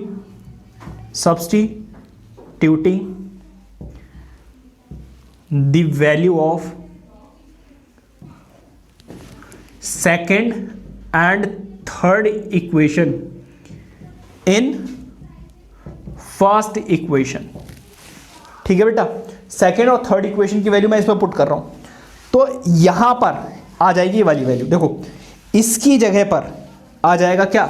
ये वाली वैल्यू, मतलब कि 180 माइनस एंगल APB। और इस वाली वैल्यू को उठा के जब आप यहां पर पुट करोगे तो इसकी जगह पर क्या आ जाएगा, जरा देख लो, 180 माइनस एंगल DRC। अच्छा, राइट हैंड साइड में तो 180 है ही, तो 180 रहेगा ही। एक 180 से एक 180 क्या हो जाएगा? Cancel out. इसको यहीं पर छोड़ दो 180 को, ये दोनों वैल्यूज नेगेटिव हैं, उधर जाकर क्या हो जाएगा? पॉजिटिव। APB प्लस DRC, ठीक है। अच्छा एक बात बताओ, क्या APB को SPQ लिख दिया जाए तो कोई दिक्कत? SPQ, भाई देखो ये जो लाइन है वही तो बड़ी है, इस लाइन को छोटा कर दिया, क्या एंगल को छोटा कर दिया? एंगल तो वही है ना। तो एंगल APB को बस मैंने SQB लिख दिया, SPQ। इसी तरीके से DRC की जगह पर मैंने SRQ लिख दिया। अब ये जो 180 लेफ्ट हैंड साइड में लिखा हुआ है, इसको लेफ्ट हैंड साइड में लिखो या राइट हैंड साइड में लिखो, उससे कुछ भी फर्क नहीं पड़ता है। Hence proved. क्या प्रूव हो गया? कि इस क्वाड्रिलेटरल के ऑपोजिट एंगल्स का सम क्या है? 180, विच इज सप्लीमेंट्री, ठीक है। तो ये था आपका क्वेश्चन नंबर 11, ये नोट कीजिए। आइए बात करते हैं क्वेश्चन नंबर 12 की। खुश रह गए सर। हाँ, उधर हो जाए यार थोड़ा। सर आप ऐसे तो ठीक रहे वो करते सीरियस, आपकी आईब्रो ऐसे रहती है। हां, वो मतलब बच्चे के कितने दुख है। Sir page number question number RD Sharma का है, ढूंढ लेना जाके घर पे। चल लिखना पड़ेगा। आइए बात करते हैं क्वेश्चन नंबर 12 की, एक बार रीड करते हैं। ABCD is a trapezium in which side AB is parallel to DC। तो ये जो AB साइड है ये पैरेलल है किसके? DC के। And E is the midpoint of AD। तो ये जो E है ये मिड पॉइंट है AD का, ठीक है। Now if E is a point on the side BC, E नहीं होगा भाई, F होगा ये। F is a point on BC, ठीक है। Such that this segment EF is parallel to side DC। जो EF है वो DC के पे ही पैरेलल है, ये वाली साइड, ठीक है। मतलब कि E क्या है? मिड पॉइंट है AD का, और EF जो है वो पैरेलल है DC के, ठीक है। प्रूव हमें क्या करना है? Prove that F is the midpoint of BC। F जो है वो BC का मिड पॉइंट है। एक तो हमें ये शो करना है और ये शो करना है कि ये जो EF साइड है that is half of the sum of AB and DC, ठीक है। तो बेटा मैंने गिवन और टू प्रूव लिख दिया है। गिवन क्या क्या है कि AB जो है वो पैरेलल है DC के, और E जो है वो मिड पॉइंट है AD का। ये दो चीजें गिवन है। प्रूव हमें क्या करना है? F is the mid point of D। तो F जो है वो मिड पॉइंट है, F is the mid point of BC, ठीक है। और साथ में क्या प्रूव करना है हमें कि EF is half of the sum of the parallel sides, ठीक है। अब जरा देखिए इन ट्राइंगल ADC क्या है? E is the mid point of AD and EG। देखो बेसिकली अगर EF पैरेलल है DC के, देखो ये पूरी साइड पूरी लाइन EF जो है वो पैरेलल है DC के, तो अगर मैं इसके हाफ की बात करूं EG, तो EG भी क्या हो जाएगा? पैरेलल टू DC, ठीक है। तो by mid point theorem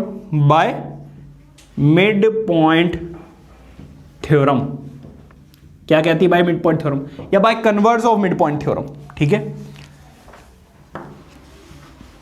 EG will be half of DC।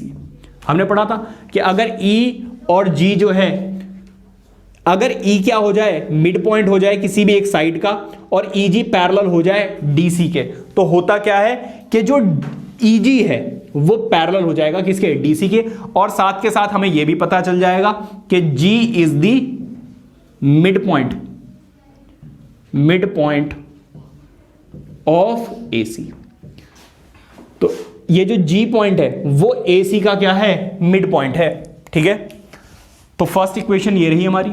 Now similarly in triangle, अब जरा ये वाला ट्राइंगल देखिए ACB।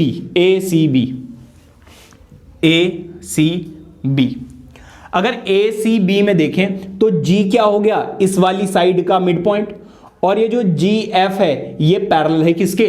AB के। तो G is the mid point of AC and GF is parallel to AB। जरा ध्यान देना, ऐसा क्यों होगा? क्योंकि AB जो है वो पैरेलल है DC के। देखो जरा GF जो है ये वाली साइड इसके पैरेलल होगी, इसके तो पैरेलल है ही है, क्योंकि गिवन है कि EF जो है वो DC के पैरेलल है, बट जो DC है वो पैरेलल है AB के। तो ये जो GF है ये भी पैरेलल होगी किसके? AB के। तो ऐसा क्यों कर रहा हूं मैं? क्योंकि हमने ट्राइंगल कौन सा लिया है? ACB वाला ट्राइंगल लिया है, ठीक है। देन होगा क्या? अगर ऐसा है F is the mid point of BC, पहली बात तो ये हो जाएगा कि ये जो F है वो मिड पॉइंट हो जाएगा BC के, और साथ के साथ क्या होगा? ये जो GF है that will be half of AB। कैसे होगा ये? बाय मिड पॉइंट थ्योरम, ठीक है। अब मैं क्या कर रहा हूं? फर्स्ट इक्वेशन और सेकंड इक्वेशन को ऐड कर रहा हूं, तो फर्स्ट इक्वेशन और सेकंड इक्वेशन को ऐड कर रहा हूं, तो देखो लेफ्ट हैंड साइड क्या ऐड होगी, साथ में ऐड होगी, तो EG plus GF will be equals to, देखो इधर half of AB plus half of DC।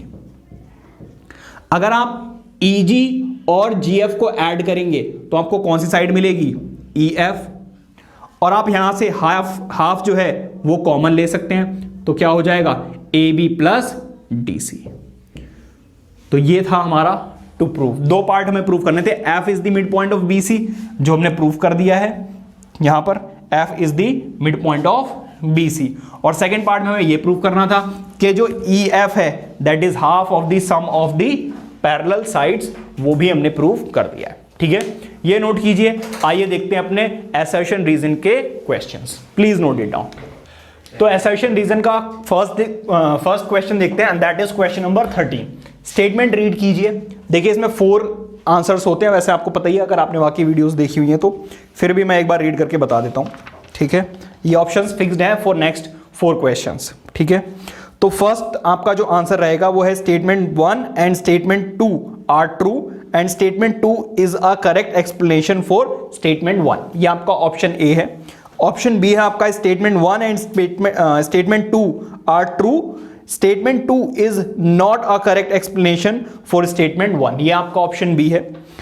Option C जो है आपका statement 1 is true, statement 2 is false, and last option is which is D1, statement 1 is false and statement 2 is true.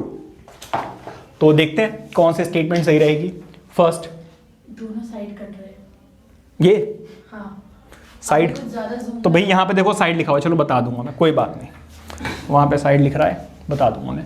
Statement 1 एक बार read कीजिए, जो हमारा क्या है, assertion. Diagonals of a quadrilateral ABCD bisect each other at this, then angle B is 135। चलो पहले एक क्वाड्रिलेटरल ड्रॉ कर लेते हैं। तो भाई क्वाड्रिलेटरल कुछ ऐसा होगा, लेट से ABCD, इसके डायगोनल्स कुछ ऐसे इंटरसेक्ट करेंगे, कहां पे, अच्छा बाइसेक्ट करते हैं। ठीक है, वो क्या बोल रहे हैं, diagonals of a quadrilateral ABCD bisect each other, तो मान लीजिए O पर बाइसेक्ट करते हैं, तो ये वाली साइड इसके इक्वल होगी और ये वाली साइड इसके इक्वल होगी। अब वो आपसे क्या कह रहे हैं, एंगल A जो है, ये पूरा का पूरा एंगल जो है वो 45 डिग्री है, तो ये वाला एंगल कितने डिग्री का होगा। बेटा एक बात याद रखना, अगर diagonals of a quadrilateral bisect each other then it is a parallelogram. ऐसा सिर्फ पैरेललोग्राम में हो सकता है, और अगर पैरेललोग्राम है तो इन दोनों एंगल्स का सम कितना होगा, 180। रीजन क्या होगा, एडजेसेंट एंगल्स। रीजन क्या है बेटा, एडजेसेंट एंगल्स। इसमें एंगल A की वैल्यू आपको दी हुई है 45, एंगल B की वैल्यू हमें चेक करनी है। तो देखिए इधर ये प्लस में है, उधर जाकर क्या हो जाएगा माइनस। 180 minus 45 is 135। इसका मतलब स्टेटमेंट 1 असर्शन इज ट्रू। अब वो आपसे क्या करें, if diagonals of a quadrilateral bisect, question अधूरा रह गया क्या, रुक जाओ भाई जरा देख लेता हूं मैं, एक सेकेंड, मुझे लग रहा है मैंने क्वेश्चन अधूरा लिखा है। Bisect each other then it is a parallelogram, लिखा हुआ है then it is a parallelogram. तो ऑब्वियसली अगर डायगोनल्स क्या करते हैं, बाइसेक्ट करते हैं, तो ABCD क्या हो जाता है, एक पैरेललोग्राम हो जाता है। तो ऑब्वियसली इसी कॉन्सेप्ट को यूज करके हमने एंगल B कैलकुलेट किया। इट मींस assertion मतलब statement 2 is also true and it is the correct explanation for statement 1। इसका मतलब option A is correct, that both assertion and reason are true, या फिर हम कह सकते हैं statement 1 and statement 2 are true and statement 2 is a correct explanation for statement 1। ठीक है, ये नोट कीजिए। बात करते हैं अपने क्वेश्चन नंबर 14 की। बोलो क्या दिक्कत है, बोर्ड पे लिख रहा था करते रहते हैं? वो बीच में बोल रहा है ना भाई, क्या दिक्कत है बोलो। उसने बोला bisect each other then it is, bisect then it is, bisect then it is. ठीक है, ठीक है, कोई आपको कुछ ज्यादा जूम पे लगा रखा है ये। सर कट नहीं रहा बिल्कुल, सर वहीं तक कट नहीं रहा बिल्कुल। ज्यादा पास में। ज्यादा पास में ई भी नहीं कट रहा। देखो जरा, मैं हल्का सा इसको पीछे करूंगा, दिक्कत हो जाएगी, रहने दो, छोड़ो। यहाँ पे साइड लिखा हुआ है ना, फर्स्ट वाले का ई भी नहीं दिखा, सेकंड वाले का दिखा। कोई बात नहीं, छोड़ दो इसको, ऐसे लिख देता हूँ मैं, रुक जाओ। इस तरह मूव कर लो थोड़ा सा, इस तरह। हाँ, क्योंकि उसका ज्यादा होती है। हाँ, इस तरह से, इस तरह। देखो अब तो नहीं कट रहा है। तो उधर का स्पेस ज्यादा लगता है। इस तरह कर लो ना। नहीं कोई दिक्कत नहीं है, छोड़ो। तो बैठ। शुरू करें। तो क्वेश्चन नंबर 4 एक बार देखिए। स्टेटमेंट क्वेश्चन नंबर, मैंने 4 बोला है? बस ठीक है। तो क्वेश्चन नंबर 14 एक बार रीड करते हैं। स्टेटमेंट 1 असर्शन क्या है? If AD is the median of triangle ABC and DE is parallel to AB, then BE is also median of triangle ABC। जरा ध्यान से पढ़िए, वो क्या कह रहे हैं? AD जो है वो मीडियन है ABC की, ठीक है। एंड वो आपसे क्या कह रहे हैं? DE is parallel to AB, और ये जो DE है वो पैरेलल है किसके? AB के, ठीक है। ये दोनों पैरेलल है। फिर वो आपसे क्या कह रहे हैं? BE is also a median of ABC, triangle ABC। Obviously देखो, अगर ये इसके पैरेलल है, देखो अगर ये इसकी मीडियन है तो ऑब्वियसली D क्या हो गया? मिड पॉइंट हो गया इसका। अगर मिड पॉइंट से कोई भी लाइन ड्रॉ की जाएगी तो ऑब्वियसली वो थर्ड साइड को भी मिड पॉइंट पे ही कट करेगी। इट मींस ये दोनों ही क्या हो गए? Mid point.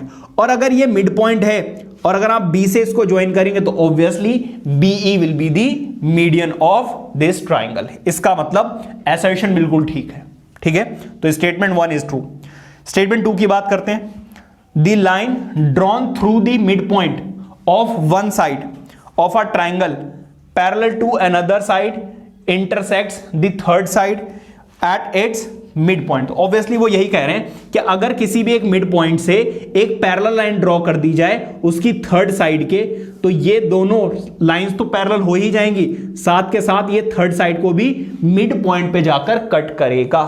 इसका मतलब इसी कॉन्सेप्ट को तो हमने यूज करके ये आंसर बताया था। It means both statement 1 and statement 2 are true and statement 2 is a correct explanation for statement 1. It means option A is correct. इसका भी option A है और इसका भी option A है, ठीक है। ये नोट कीजिए। देखते हैं अपना question number 15 and 16। Question number 15 एक बार रीड करते हैं। स्टेटमेंट 1 असर्शन क्या है? All angles of a quadrilateral can be acute. देखिए, अगर एक्यूट एंगल्स हुए सारे के सारे तो 90 से छोटे होंगे, और सारे के सारे अगर आप 90 से कम एंगल्स लेंगे तो उनका सम कभी भी 360 नहीं आएगा। और आपको पता है क्वाड्रिलेटरल के सारे एंगल्स का सम कितना होता है? 360। क्या कहना चाह रहा हूं मैं? सपोज मैंने एक रेक्टेंगल लिया, जब हम सारे के सारे एंगल्स 90, 90, 90, 90 लेते हैं तब आंसर 360 आता है। इन एंगल्स को अगर आप छोटा बड़ा करेंगे तो ऑब्वियसली अगर एक एंगल छोटा होता है तो दूसरे को बड़ा करना पड़ेगा, तभी इन 4 एंगल्स का सम 360 आएगा। इसका मतलब जो असर्शन है वो क्या है आपका? False. Now sum of all the angles of a quadrilateral is 360। Obviously सारे एंगल्स का सम कितना होता है? 360 होती है। देयरफॉर स्टेटमेंट 2 मतलब कि reason is true. It means option D is correct. Statement 1 is false and statement 2 is true, ठीक है। तो ये हो गया आपका। अब बात करते हैं क्वेश्चन नंबर 16 की। स्टेटमेंट 1 असर्शन क्या है? If AD and BE are medians of triangle ABC such that BE is parallel to DF, then FE is equal to 1/2 of AC। मैं जरा क्वेश्चन चेक करता हूं। 1/2 नहीं है बेटा, 1/4 है। मैं एक बार क्वेश्चन रीचेक कर लेता हूं। मैं AD सच दैट, हाँ ठीक है, इसको मार्किंग भी कर लेते हैं। ये है E, ये है AE F, और ये है आपका C, ये है D और ये है आपका B, ठीक है। अब जरा देखिए वो क्या कह रहे हैं कि AD क्या है? एक मीडियन। इसका मतलब BC क्या होगी आपकी? D क्या हो गया? BC का मिड पॉइंट। क्यों? क्योंकि AD क्या है? मीडियन है। इसी तरीके से वो आपसे क्या कह रहे हैं? जो BE है ये वाली, ये भी क्या है? AC की मीडियन या फिर ट्राइंगल की मीडियन। तो इट मींस ये भी क्या हो गया, मिड पॉइंट। ठीक है, अब जरा देखिए वो आपसे क्या कह रहे हैं, ये जो BE है, BE वो पैरेलल है किसके, DF के। भाई अगर आप सही से देखें तो आपको ट्राइंगल नजर आएगा BCE, इसमें ये हो गया एक मिड पॉइंट और ये वाली साइड इसके पैरेलल, तो बाय मिड पॉइंट थ्योरम ये भी क्या होगा, CE का हाफ या फिर मिड पॉइंट। ठीक है, तो अगर मैं फर्स्ट की बात करूं तो CF, अगर मैं बात करूं FC या CF बोला है, CF की अगर मैं बात करूं तो ये क्या है, हाफ ऑफ CE। भाई CE का ये मिड पॉइंट है, तो ये जो CF है वो EC का हाफ हुआ या नहीं हुआ, और ये जो EC है ये मिड पॉइंट है AC की, तो ये जो CE है वो हाफ हुआ AC का, ये क्या हो जाएगा, हाफ ऑफ AC। तो 1 1 जा 1 एंड 2 2 जा 4, इसका मतलब जो CF है वो 1/4 है AC का। इसका मतलब असर्शन या फिर स्टेटमेंट 1 इज ट्रू। ठीक है, स्टेटमेंट 2 की बात करते हैं। वो बोल रहे हैं the line drawn through the mid point of one side of a triangle parallel to another side intersect the third side at its mid point. तो सही बोल रहे हैं वो कि किसी भी एक ट्राइंगल में अगर मिड पॉइंट से एक पैरेलल लाइन ड्रॉ कर दी जाए किसी भी एक साइड के, तो वो उस ट्राइंगल के मिड पॉइंट को जाकर कट करती है। इसका मतलब रीजन भी बिल्कुल सही है, और इसी कॉन्सेप्ट को यूज करके तो हमने ये कैलकुलेट किया है। इसका मतलब बोथ assertion एंड रीजन या फिर both statement 1 and 2 are true and statement 2 is the correct explanation for statement 1। ठीक है, तो ये थे हमारे assertion वाले क्वेश्चन। आइए बात करते हैं अपने केस बेस्ड क्वेश्चंस की। Please note it down. Question number 17 देखते हैं, जो हमारा फर्स्ट केस बेस्ड क्वेश्चन है। रीड कीजिए। Sheenu during the holiday planned to visit her friend's house which is at the same distance from her home, and being a daughter of working parents she needs to manage that on her own. Sheenu then booked a cab as shown in the figure. ठीक है, figure आपको दिखी रही है और ये दो parts हैं। केस बेस्ड क्वेश्चन है बट ये MCQ नहीं है। देखिए फर्स्ट पार्ट जरा देखिए, उन्होंने क्या बोला है कि क्वेश्चन में बोला है उन्होंने she plan to visit her friends house which is at the same distance from her home. ठीक है, तो अगर आप पिक्चर में देख पाए तो बेसिकली AD और DC आपस में इक्वल है। ठीक है, अगर आप पिक्चर में देखेंगे तो बेसिकली ये सारी की सारी साइड्स ही आपस में इक्वल है, और अगर सारी की सारी साइड्स इक्वल हो जाती हैं तो फिर वो क्या हो जाता है, रोम्बस हो जाता है। ठीक है, तो सॉल्यूशन देखते हैं एक बार क्वेश्चन रीड करके। If ABCD is a quadrilateral, वो अभी कह रहे हैं ABCD is a quadrilateral in which P and Q are mid points of AB and CD। AB और CD के ये दोनों क्या हैं, मिड पॉइंट्स हैं। ठीक है, if AQ intersects DP at S, AQ जो है वो DP को S पर इंटरसेक्ट करता है एंड BQ PC को R पर इंटरसेक्ट करता है। Show that APCD is a parallelogram. तो APCQ होगा, APCQ, हाँ ये एक पैरेललोग्राम है, मैं ये शो कर रहा है। ठीक है, तो कैसे शो करोगे जरा देख लीजिए। In figure AD is equal to DC, ये क्वेश्चन में ही गिवन है। ठीक है, इसके बाद अगर आप सही से देखें, if AD is parallel to BC, कहां से पता चला, आप फिगर देखिए ना, फिगर में आपको देखकर ही पता चल जाएगा। एंड कौन सा, AD और BC आपस में पैरेलल है, और DC एंड AB आपस में पैरेलल है, तो AB is parallel to DC। ठीक है, अब एक बात बताइए, देखो P और Q आपस में क्या है, मिड पॉइंट्स है, तो बेसिकली AP क्या है, AB का हाफ। ठीक है, इसी तरीके से CQ जो है वो क्या है, DC का हाफ, DC का क्या है, ये हाफ है। ठीक है, तो मैं क्या कर रहा हूं, इस वाले का हाफ कर रहा हूं, तो half of A B definitely parallel to half of D C. तो ए बी का अगर आप हाफ करेंगे तो आपको क्या मिलेगा, ए पी, और डी सी का अगर आप हाफ करेंगे तो आपको क्या मिलेगा, क्यू सी। अब कुछ बच्चे सोचेंगे भाई ऊपर भी तो हो सकता था,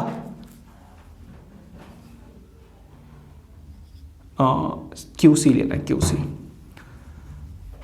अब कुछ के माइंड में ये भी आ सकता है कि भाई एक बात बताओ, डीसी का अगर आप हाफ कर रहे हो तो आप क्यूसी ही क्यों ले रहे हो, डी क्यू भी तो ले सकते थे। बिल्कुल सही बात है, बट हमें क्या शो करना है, हमें शो करना है A P C Q is a parallelogram, तो इसीलिए मैं ए पी और सी क्यू लूंगा। ठीक है, तो अब आप क्या बोलोगे, सिंस। अब एक बात बताओ, एडी और डीसी, एडी और डीसी आपस में इक्वल भी है, तो बेसिकली ये हुआ क्या, यहां पर होगा क्या कि A B C D is a rhombus. अगर ये एक पैरेललोग्राम भी है और साथ के साथ ये वाली साइड इस वाली साइड के इक्वल आ जाए, मतलब एडजेसेंट साइड्स आर इक्वल, तो देखो ये वाली साइड तो इसके इक्वल ही होगी, क्यों, क्योंकि ये पैरेललोग्राम है, और ये वाली साइड इसके इक्वल होगी, क्यों, क्योंकि पैरेललोग्राम है, पैरेललोग्राम की ऑपोजिट साइड्स इक्वल होती है। तो अगर ये पूरी की पूरी साइड 5 सेंटीमीटर थी, 10 मान लेते हैं, और ये भी पूरी की पूरी साइड 10 सेंटीमीटर थी, तो 10 सेंटीमीटर का अगर आप हाफ करेंगे तो ये कितनी हो जाएगी, 5। 10 सेंटीमीटर का अगर आप हाफ करेंगे तो ये भी कितनी हो जाएगी, 5। ठीक है, तो बेसिकली ऑल्सो आप बोल सकते हैं कि A P is equal to Q C. Then होगा क्या बेटा, आप लिखोगे if opposite sides of a quadrilateral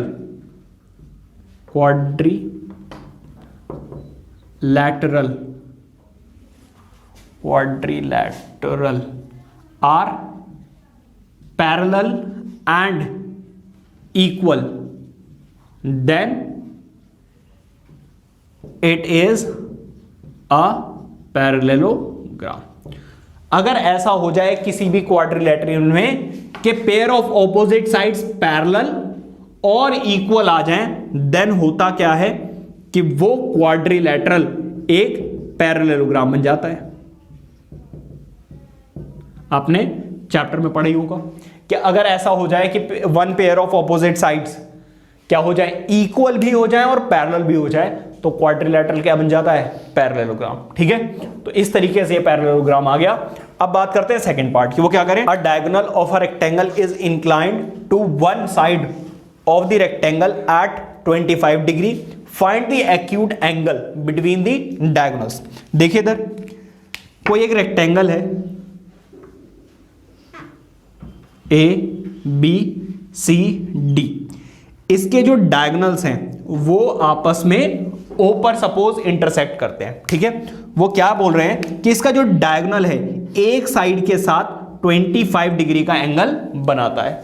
ठीक है, अब हमें यह बताना है कि इनके ये जो डायगोनल्स हैं इनके बीच में जो एक्यूट एंगल बनेगा वो वाला एंगल बताना है। अब एक्यूट एंगल ये होगा या ये तो कैलकुलेट करके पता चलेगा। ठीक है, अच्छा एक बात बताओ, आप बोलोगे since A B C D is a rectangle and let करेंगे कि A D O is equals to 25 degree, जैसा कि उन्होंने बोला है। अच्छा एक बात बताओ, हमें यह पता है as we know diagonals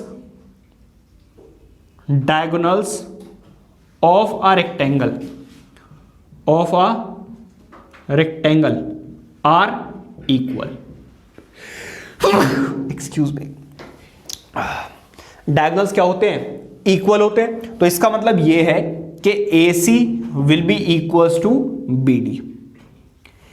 AC जो है वो किसके इक्वल होगा, BD के इक्वल होगा। अगर मैं इसका हाफ कर दूं, अगर मैं इसका हाफ कर दूं तो क्या मुझे मिलेगा, AO, और BD का अगर मैं हाफ कर दूं तो मुझे क्या मिल जाएगा, DO। अब एक बात बताइए, अगर आपको A और D ट्राइंगल नजर आ रहा है तो ये दोनों साइड्स क्या है, इक्वल। अगर टू साइड्स इक्वल हो जाए तो एक आइसोसेलेस ट्राइंगल हो जाता है, और अगर आइसोसेलेस ट्राइंगल हो जाए तो बेस के एंगल्स इक्वल हो जाते हैं। ठीक है, तो आप क्या लिखोगे, देन triangle AOD is an isosceles triangle, isosceles triangle. ठीक है, अगर ऐसा है तो angle DAO will be equals to DAO will be equals to angle ADO which is equal to 25।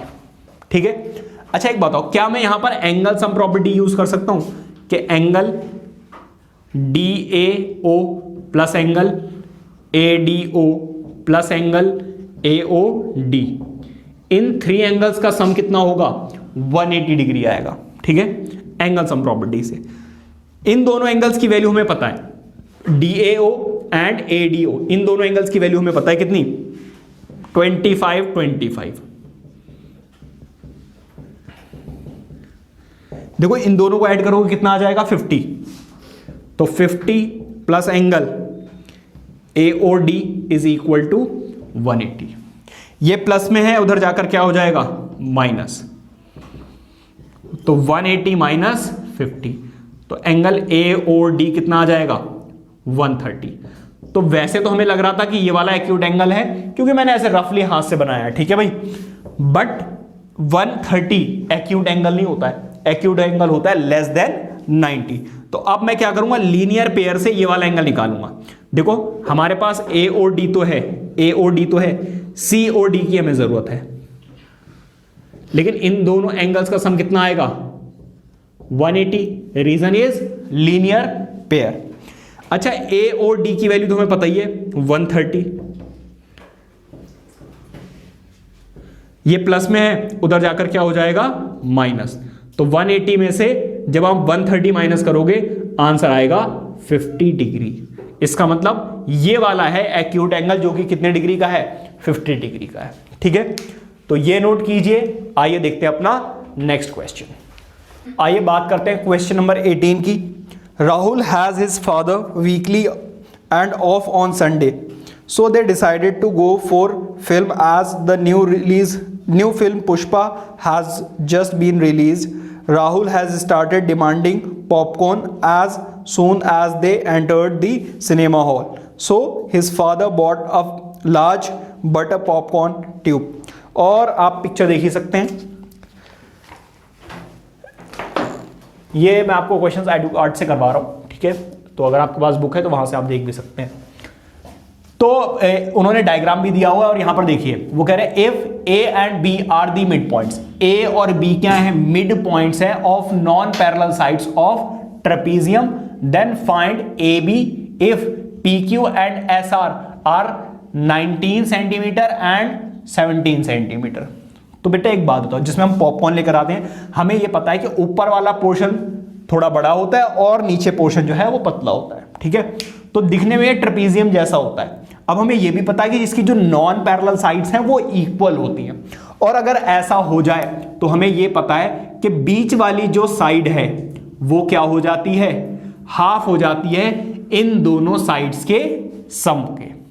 तो PS प्लस QR, इन दोनों साइड्स का सम निकालिए पैरेलल साइड्स का, और उसका हाफ कर देंगे तो आपको बीच वाली साइड मिल जाएगी। ठीक है, तो AB is equals to half of, देखो PS की वैल्यू हमें पता है 19, QR की वैल्यू हमें पता है 17, तो AB कितना आ जाएगा, इन दोनों को ऐड कीजिए 36, और इसको सॉल्व करेंगे तो आपका आंसर आ जाएगा 18 सेंटीमीटर। ठीक है, तो ये हो गया इसका सॉल्यूशन। यहां पर आ जाइए, वो आपसे कह रहे हैं इन द ट्रेपीजियम PQRS, इसी वाले ट्रेपीजियम में PQ जो है that is parallel to RS। अच्छा, कोई दूसरा है फिर, ठीक है, कोई ट्रेपीजियम है, चलिए मैं बना देता हूं। ऐसे कोई ट्रेपीजियम रहा होगा सपोज, ठीक है, जिसमें पी क्यू जो है that is parallel to R S, ठीक है, ये वाली साइड इसके पैरेलल है। वो कह रहे हैं एंगल आर जो है that is 10 degree greater than angle Q. अब एंगल क्यू तो अभी हमें पता नहीं है, तो मान लीजिए एक्स डिग्री का होगा, ठीक है। Find the value of angle S R Q, आपको एस आर क्यू ये वाला एंगल फाइंड आउट करना है, कोई दिक्कत नहीं है। एक बात बताइए, लेट करेंगे एंगल क्यू कितना होगा x डिग्री, तो एंगल r कितना हो जाएगा x प्लस 10 डिग्री, क्योंकि उन्होंने क्या बोला है कि एंगल r क्या है, एंगल q से 10 डिग्री ज्यादा है, ग्रेटर। ये देखो angle r is 10 degree greater than angle q। एक बात बताइए, angle r plus angle q, इन दोनों एंगल्स का सम कितना होगा 180। रीजन क्या है, एडजेसेंट एंगल्स, एडजेसेंट एंगल्स का सम कितना होता है 180 डिग्री। अच्छा, एंगल R कितना है x प्लस 10 और एंगल Q कितना है x degree. x plus x कितना हो जाएगा 2x, ये 10 प्लस में है, उधर जाकर क्या हो जाएगा माइनस, तो 70। ये मल्टीप्लाई हो रहा है, उधर जाकर डिवाइड हो जाएगा और x की वैल्यू कितनी आ जाएगी 85, ठीक है। लेकिन हमें क्या बताना है, हमें एंगल एस आर क्यू बताना है, जो कि क्या है x प्लस 10 डिग्री। देखो एंगल r जो है वो क्या है x प्लस 10, x की वैल्यू आई है 85 और ये 10 है, तो टोटल कितना हो गया 95 डिग्री। तो ये वाला एंगल होगा 95 डिग्री, ठीक है। तो इस तरीके से आपको कैलकुलेट करना है। आई होप के समझ में आ गया होगा, ये नोट कीजिए। आइए देखते हैं अपना क्वेश्चन नंबर 19। क्वेश्चन नंबर 19 देखते हैं अपना। Ananya wants to frame a question based on quadrilaterals, so she draws a triangle KLM as shown in the figure below, where N and O are midpoints of sides KL and KM of triangle KLM. Now she wants to prove NO parallel to LM. She construct a ray L such that KL is parallel to MP, ठीक है। और ये आपके parts दिए हुए हैं। अब जरा देखिए क्या बोला है उन्होंने, कहां गया क्वेश्चन।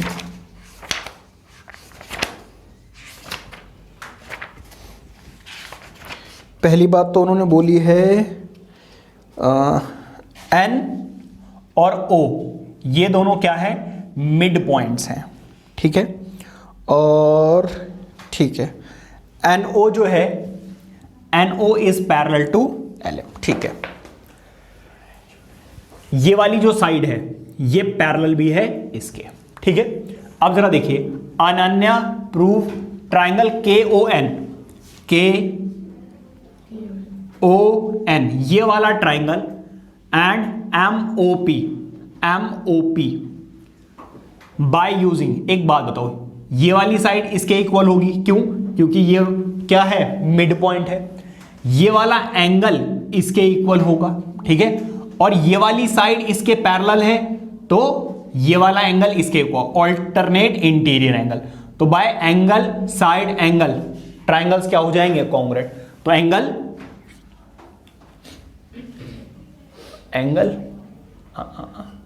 KON एंड MOP, हाँ जी। तो ऑप्शन एंगल साइड एंगल ना, ऑप्शन बी इज करेक्ट, ठीक है। नेक्स्ट,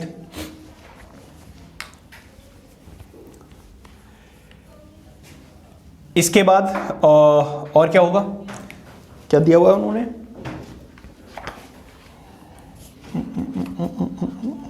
कहां गया, और भी कुछ दिया हुआ है।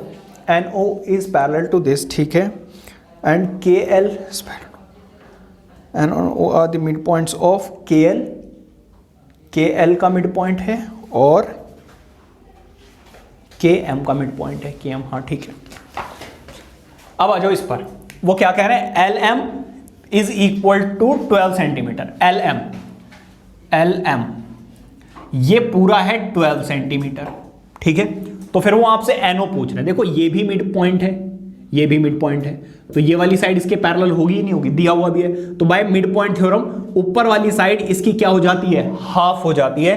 तो इसलिए ऑप्शन ए इज करेक्ट, क्योंकि 12 का हाफ कितना होगा, 6, ठीक है। अब इधर आ जाओ, if triangle KON and triangle MON are congruent, देखो कॉन्ग्रुएंट दिया है, then which of the following statements is false, इनमें से क्या फॉल्स है, ठीक है। तो पहली बात तो KO is equal to MO, ये तो सही है, तो मिड पॉइंट है वैसे भी, ठीक है। दूसरा क्या है, KON is equal to MOP, ये भी ठीक है क्योंकि ये वर्टिकली ऑपोजिट एंगल्स हैं। यहां पर देखिए NKO is equal to MPO, क्या ये वाला एंगल इस वाले एंगल के इक्वल है, नहीं बेटा, ये वाला एंगल इसके इक्वल है और ये वाला एंगल इसके इक्वल है। तो इसका मतलब option C is false, therefore C is the answer, ठीक है, क्योंकि उन्होंने यही पूछा है विच वन इज फॉल्स। अब इधर आ जाइए, NLMP इज अ डैश, देखो इधर NLMP,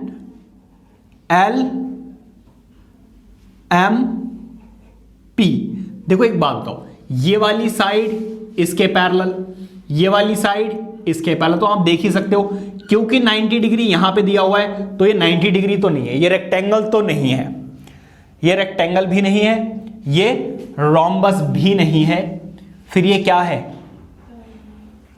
ये एक पैरेललोग्राम है, बी इज द आंसर, ठीक है, बी इज द आंसर। और ट्रेपीजियम भी नहीं है, पैरेललोग्राम है, ठीक है। अब आ जाओ इस पर, find the area of NOLM,